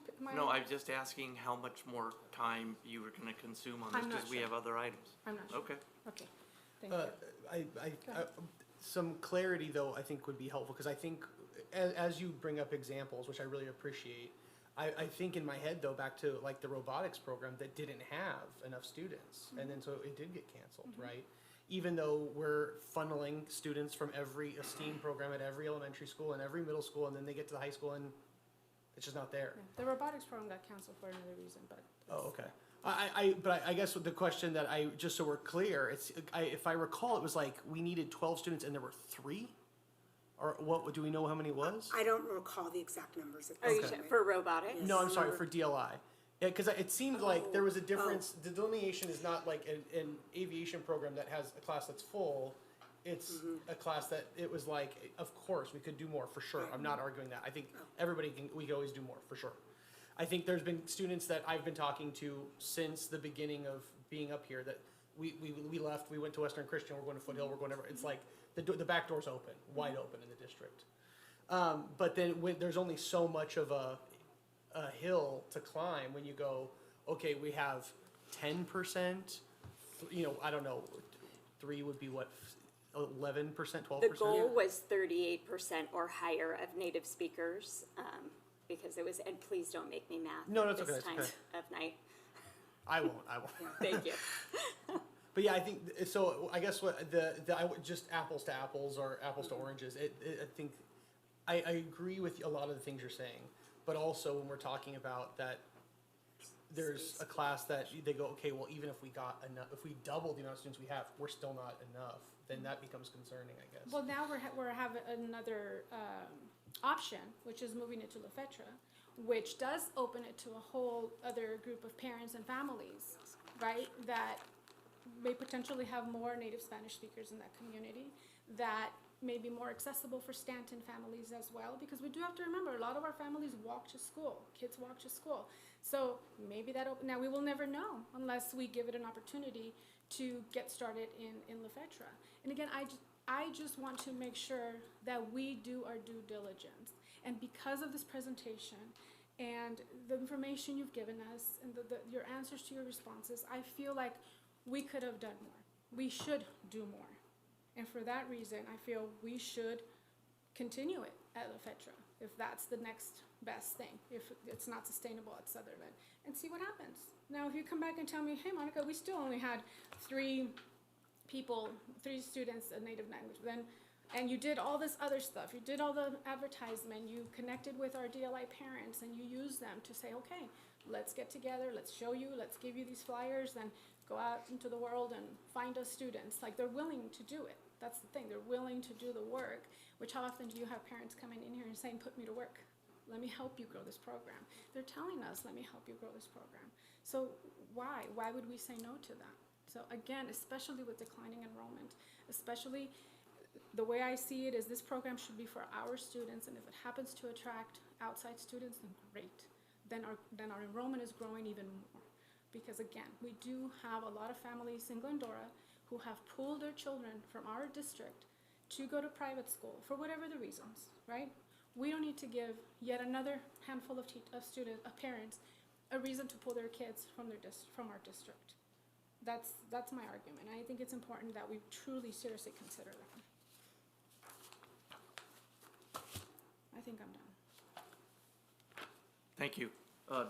Before I go, you had said you had some more questions? Go right ahead. Just briefly, I just want to know the first year, what was the fiscal deficit of the program? The first year? Yeah. Okay. And then the second year, you said enrollment went up. What was the deficit? 244. Is that okay? That's all I wanted. Anything else? No. First off, thank you very much. I too voted for this. My recollection of it is that there was a lot of discussion. It's a great thing, and thank you, parents. I think that I'm a hard yes for figuring out how to do this, but a hard no for the way the pilot worked. Those are two different things. We, at least in my mind, I voted, I remember the discussion clearly, at least for my one vote, and we were trying to reach out to new students to create new revenue for the district. That was my recollection of it, and that's just, I'm entitled to that recollection.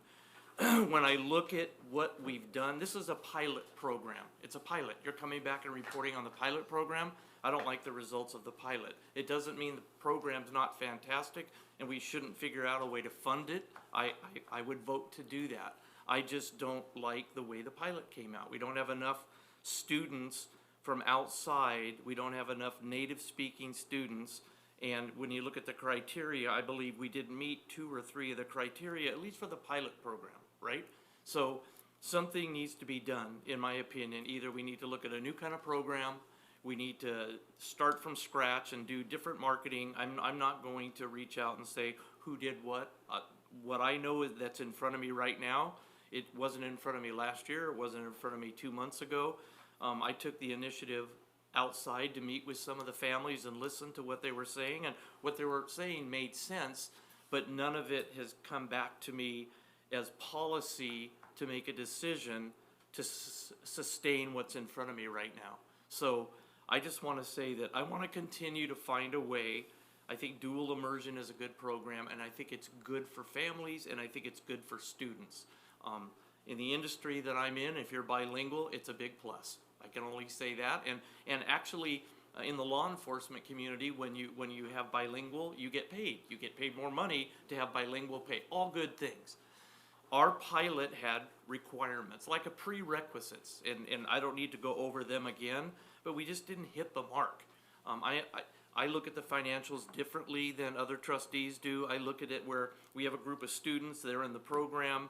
Maybe if we retained a few, that's good, but we need 25 more outside students at least to cover the cost of the teachers for that specific thing. And if the aviation program, or if the gate program, or if any program, I love aviation, but if it was costing us money and it was a negative deficit and it didn't bring in other students or keep people from losing 50 students, that would be an issue with me. And if somebody brought it in front of me, as much as I love it, I wouldn't vote to sustain it if it had the numbers that are currently presented. This is evidence and testimony from my staff to me, and I understand it, I believe it, I understand there's variations to it, but I would say that I look at the fiscal considerations for this program from what it brings from the outside, and a small portion of what it does to retain a few students too, that would say, oh, if you didn't have this program, I would be going somewhere else. That's important to me, and I did hear that in the community too. But I just want to be very clear. When I voted for this, I think it was a unanimous vote, is my recollection. I could be wrong. I think it was a unanimous vote, and it was for a pilot program. And that's what you're reporting back on. I don't like the results of the pilot program. I like the fact there are some things moving forward that I would say would have to be new considerations for me. I'm not going to sustain this one. That would be my take on it. It's not good for the district fiscally, and I'm a fiduciary. That's my job. As much as I love things to go forward. The parent committee to me would be a plus. There's a lot of smart parents out there that would have to be a part of this going forward to, like Trustee Garcia said, to go out and help us in the commission of that job. I think, and I'm a little confused on the ELAC and the DLAC. To me, it seems like the ELAC people at Sutherland, unless I don't understand the ELAC, should have been more involved in the decisions that had to do with this program. That's how I think that acronym should have worked. And then the DLAC should have come in and said, hey man, we have this pilot program. Look, the ELAC and the DLAC, none of that stuff was ever in front of me to say, hey, we have this really cool pilot program. It's right in our wheelhouse, and we need to nurture it and work with it and find some more students. If somebody would have brought that to us, we probably would have directed staff to do this marketing or go to Telemundo or go to one of the periodicals that are Spanish speaking and say, look at Glendora, look at what you can do in Glendora if you want to drive your kid over here and go into this program. By the way, we need your child. We need your child. We don't need people that speak English. We need people that speak Spanish. We want to immerse them in this program, and hopefully when they grow up, they'll be Glendorans. That's what the program is. Honestly, financially, ethically, I don't think that the pilot program met the goals that it met a few of them. I'm sure it built cross-cultural competency. I'm sure it was a benefit. I know it's a benefit to the families. The families that I met that speak 2 and 3 languages function in a much higher level when it comes to that level of academia. I don't think we drew the outside enrollment that we thought we would do, and I don't think the program is generating the revenue to sustain itself. Those are facts that are presented to me with evidence and testimony that I can't look the other way to, that I can't, personally. I'm just one. So it doesn't sound like everything was done in the best world-class way that it could have been done, and that's okay too. I don't think we would make those same mistakes twice. But my questions were limited to, if I take under submission the evidence and testimony that's in front of me tonight, it looks like we need about 25 more outside students, and of those 25 students, 38% of those would have to speak Spanish as a first language. Is that correct? Approximately? Ideally, however, I will say over time was what we were looking at. So for example, if you have 6 in kindergarten, 6 in first grade, 6 in second grade, right now we're having 3. Over time, as they graduate from 3rd grade, keep going, then you need fewer inter-district students because you've retained them after they left the program by attracting them in. So I got it. That's clear to me. And I heard evidence and testimony tonight. I was looking for the paper. I couldn't find it. That there's potentially 85 of these students out there somewhere, right? So I think that's significant too. I'm personally not really interested in the alternatives that came to me tonight because they all seem like they cost money. But I would definitely think that, with some outside help from parents and something else, that there could be something put together to help get the 25 students that we need and the Spanish-speaking people that we need to move forward with this with the right numbers. I mean, that's what pilots do, right? You do a pilot program, you look at the data, you adjust, and then you move forward with something better. Like, you either say, hey, I can sustain the pilots, I can sustain this program, which we certainly were hoping, or again, the evidence and testimony I'm getting is that we're doing such a poor job of sustaining it, the community's having to become active to try to help us at the 11th hour. Because that, we don't have enough, I think.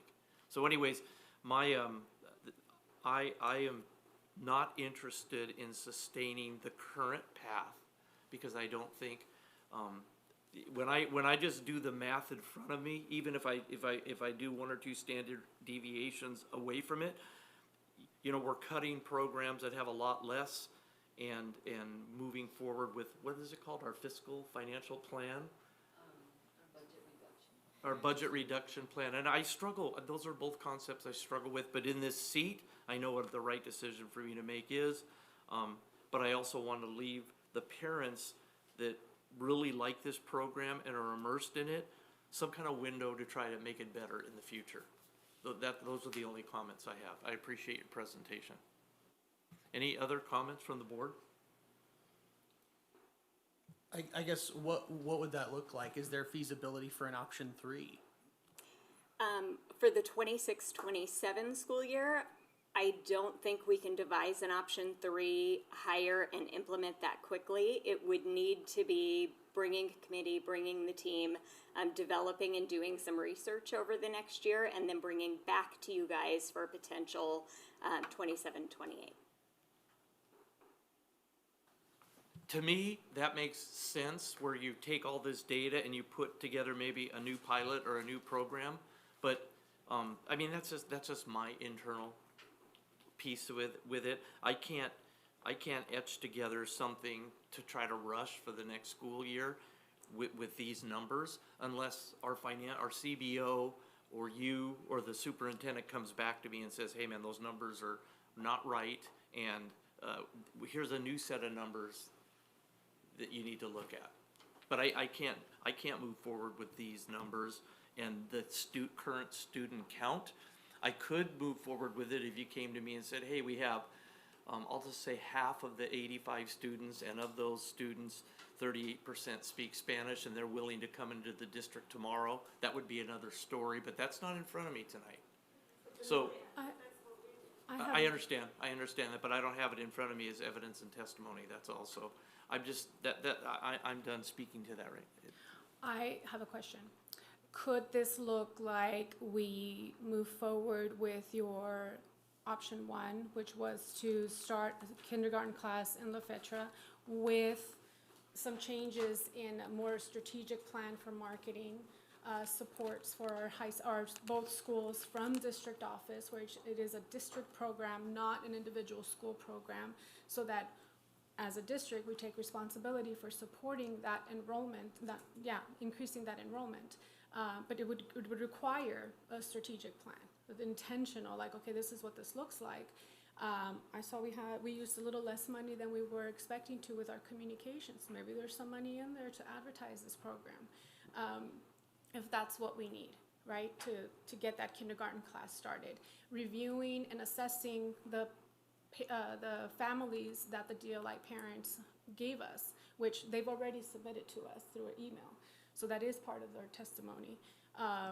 They submitted an email with the whole list, and I know you gave us the breakdown of that, but really looking at that and finding out, okay, how many now that it's at La Fetra? Maybe all of them decide, like, we're not interested. Maybe more decide that they're interested now that it's at La Fetra.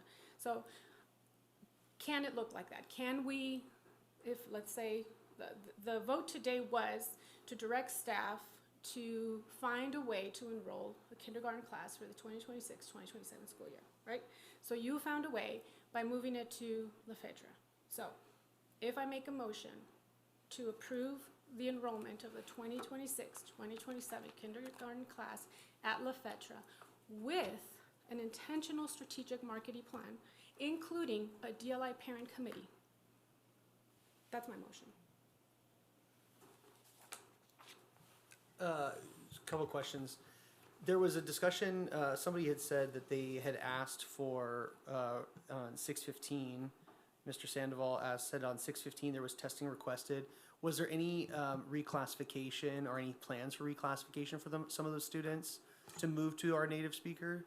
So when we got the information in June, school was already out, and our testing teacher was out, and the program, it had already been communicated that the program was not moving forward. So as we were awaiting the board presentation, we did not go through all those lists and do the screenings and call in our teachers from summer. We were really waiting to see what direction does the board want us to go with the information they have, and should it be that direction, then we could move forward with trying to pull in our teachers, trying to do that screening for native language, trying to look at could we hire a marketing consultant, and could we do enough in July, which is the time we have, and making sure we can hire a dual language teacher in that time. So, Thank you. Yeah. There's a motion by trustee Garcia. Is there a second? Can you repeat the motion? I'm sorry. I motion to direct staff to enroll the kindergarten class at La Fetra for 2026-2027 with an intentional strategic marketing plan that includes a DLI parent committee to help the program succeed. I feel like there's so much more discussion about that than, I mean, if we don't have the students for the class, we're hearing from some people we do have the students, we're hearing from other people we don't have the students. I agree. But the thing is, the list was submitted and we did nothing with it. So there's potential there, right? If they go through the list and they say, guess what, we don't have it, then the kindergarten class does not get enrolled. So then it does not get enrolled. If they 'Cause don't that's have what the your- students, Because your we need motion the says students. your motion says that we would just run it then. We have to enroll it now, but it has to meet certain criteria. One dilemma with that is, as you're doing the assessments, we would need to fly and hire a teacher immediately. So it couldn't be we hire a teacher and then we don't have the students. We would already have a teacher. I understand that. That would add to the structural deficit that you already presented us with, because it doesn't change those numbers, whether you're taking it from where it is to move it. I get it. I understand the motion, but the motion doesn't deal with the fiscal part of it. It deals with the potential student part of it, and adds to it with the additional resources, marketing, teacher, and the other things. Not a negative thing, it's just a fact of what it does. So there's a motion. I'm looking for a second.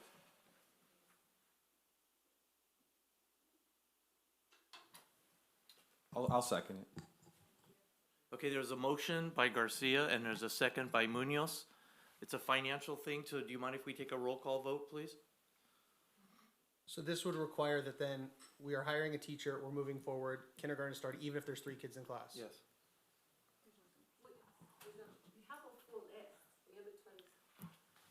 Please, I understand what, I'll say it, they have a full list. okay. They Thank sent you. it over. I just wish we would have contacted those students and those families before today. Because now, unfortunately, there's gonna be this mad rush to try to contact everyone.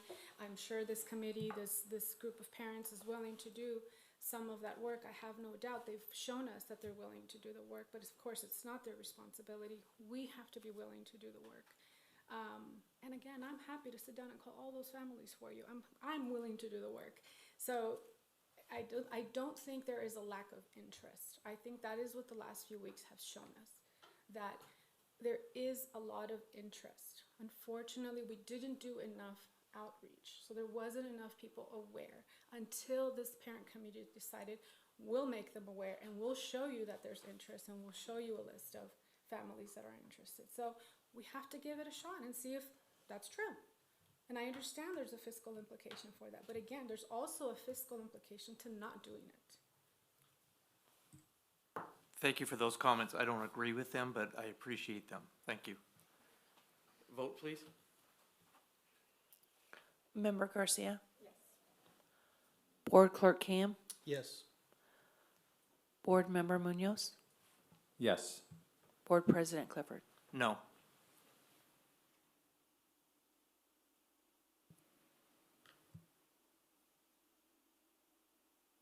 Item passes 3. Motion carries.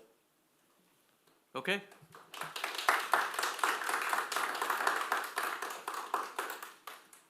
Next item is 6.3, new board policies 4119.24, 4219.24, 4319.24, maintaining appropriate adult-student interactions for second reading and approval. Dr. DeGrazia. Thank you, Dr. Osborne. These three companion policies covering certificated, classified, and management employees was presented for first reading on May 11th. They were developed in response to Senate Bill 848, which added Education Code 32100 and requires all California school districts to adopt policy governing adult-student interactions by July 1, 2026. At their core, these policies codify clear, consistent expectations for how adults interact with students, both in person and in digital spaces. The policies identify behaviors that, while sometimes well-intended, can blur professional boundaries and create the appearance of impropriety. They also reinforce existing mandated reporter obligations and establish a separate internal reporting pathway for boundary concerns that may not meet the threshold for CPS or law enforcement report, ensuring both obligations can operate independently. Finally, these policies preserve space for legitimate pre-existing personal relationships, such as those arising from church, scouting, or family ties, while encouraging continued professional discretion in those contexts. No changes have been made since the first reading, and staff recommend the board move to formally adopt these policies at this time. Thank you. Thank you very much. I'll bring it back to the board. Are there any questions of staff on this? No, I'll make a motion to approve. There's a motion for approval. Is there a second? I'll second. Motion and a second. All those in favor? Aye. Is there any opposition? Thank you very much. 6.4 is to approve to file a declaration of need for fully qualified educators for the 2026-2027 school year. Dr. DeGrazia. Back to Dr. Osborne. The Declaration of Need is an annual statement that our district submits to the California Commission on Teacher Credentialing. It informs the commission that we may need to request emergency teaching permits during the school year if we're unable to find fully credentialed teachers in certain subject areas. This declaration doesn't commit us to hiring under emergency permits, but it allows the commission to issue those permits if we need them. The document must be board approved and filed in advance to ensure we remain compliant and can address staffing shortages legally and responsibly. Thank you. Thank you very much. I'll bring it back to the board. Are there any questions of staff on this item? No questions. May I have a motion? I'll make a motion. There's a motion. Is there a second? Any further discussion? All those in favor? Aye. Any opposition? Moves us to 6.5, was a recommendation that the Board of Education adopt Resolution 25-26-19, approving the temporary interfund cash borrowing during the fiscal year 2026-2027. Dr. DeGrazia.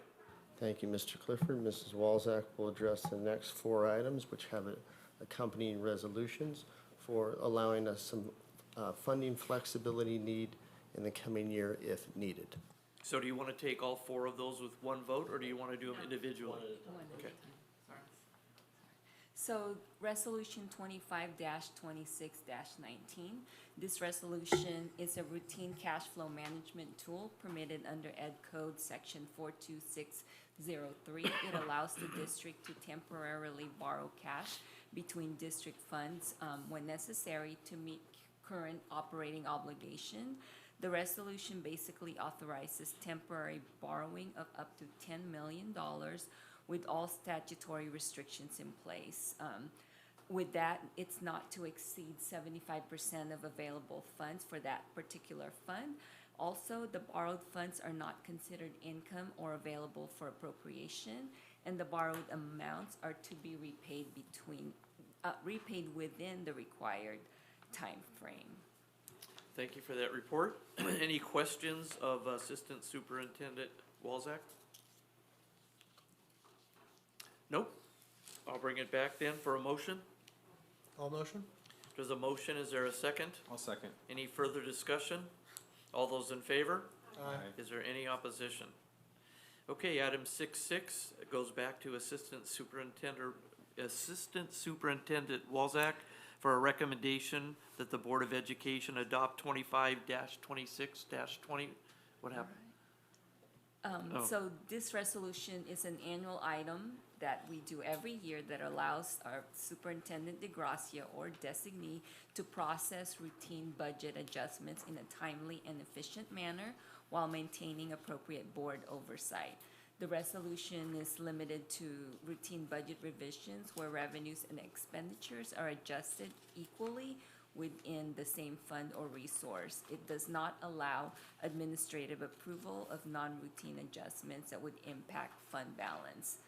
The resolution establishes limits, including a maximum of $100,000 for any individual routine budget revision, adjustment, or transfer, and a total limit of $250,000 at any one time. In addition, the summary reports of approved budget revisions and transfers will continue to be brought to the board for adoption or ratification at least 3 times annually in conjunction with the first interim, second interim, and unaudited actuals reporting period. Okay, any questions of the Assistant Superintendent? Nope. Is there a motion? All motion? A motion and a second. All those in favor? Aye. Any opposition?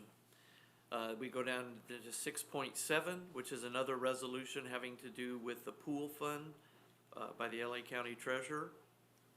Okay, so this resolution provides the district with a cash flow mechanism to ensure sufficient cash is available to meet current operating obligations that are lawfully incurred during the fiscal year 2026-27. The authority is permitted under Article 16, Section 6 of the California Constitution. So basically, this resolution authorizes temporary borrowing of up to $15 million, subject to statutory restrictions, and the amount may not exceed 85% of the anticipated revenues accruing from the district, and that's it. Thank you for that report. I'll bring it back to the board. Any questions or comments? Nope. Is there a motion? Is there a second? I'll second. A motion and a second. Any further discussion? All those in favor? Aye. Any opposition?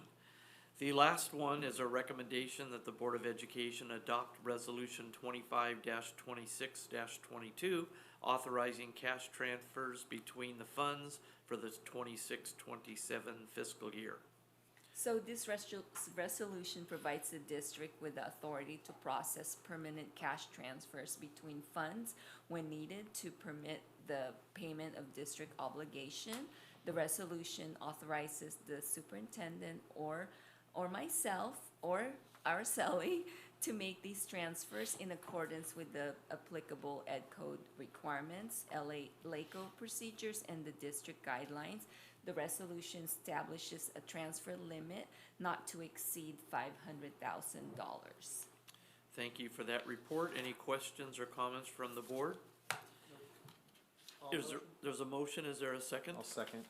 A motion and a second. All those in favor? Aye. Any opposition? Nope. That wraps up the discussion action items. I believe that takes care of all of our discussion and presentation items. It takes us to the consent calendar, where items number 9-1 through 12-4 will be voted on by one vote unless somebody chooses to pull one. May I have a motion for approval? I would like to pull an item. What item Do would you have you? a motion first, or? No, just Okay. give me, just tell me what 10, item you'd 11. like to pull. 10.11. 10.11? So, any other items wishing to be pulled? May I have a motion for approval for the consent calendar 9.1 through 12.4 with the exception of 10.11? All motion? A motion, is there a second? I'll second. A motion and a second. Any further discussion? All those in favor? Aye. Okay, they pass. We'll go back to item 10.11. Trustee Garcia. I just pulled this mainly for an example to the community of the type of liabilities or responsibilities that we have with special education. This one in particular kind of highlights some of the budgetary things that you brought up, Araceli, in your presentation with special education and just the increasing costs. And I just want to know if you can give us a little descriptor of what that is and Yeah, who it serves. that is for a residential placement for a special education student. And that's for a year, and the annual cost for that is just over $100,000. So this is a student that needs it's a special education, an actual placement in a non-public school setting, and that cost is over $100,000. Yep, for and the that's year. a semi-local facility that is located in Pasadena. When you're talking out of state, there are definitely additional costs. Yeah, I think I've had many conversations with community members who don't understand the significance of the special education costs, and I'm not saying that these students don't deserve that type, they absolutely deserve those accommodations, but unfortunately, we don't get the funding to truly be able to serve them in that way. We have to find ways to take from our general fund and put it into special education, so I just wanted to highlight that. Any further discussion? Any questions? Is there a motion for approval? A motion for approval, is there a second? I'll second it. All those in favor? Aye. Is there any opposition? All right, that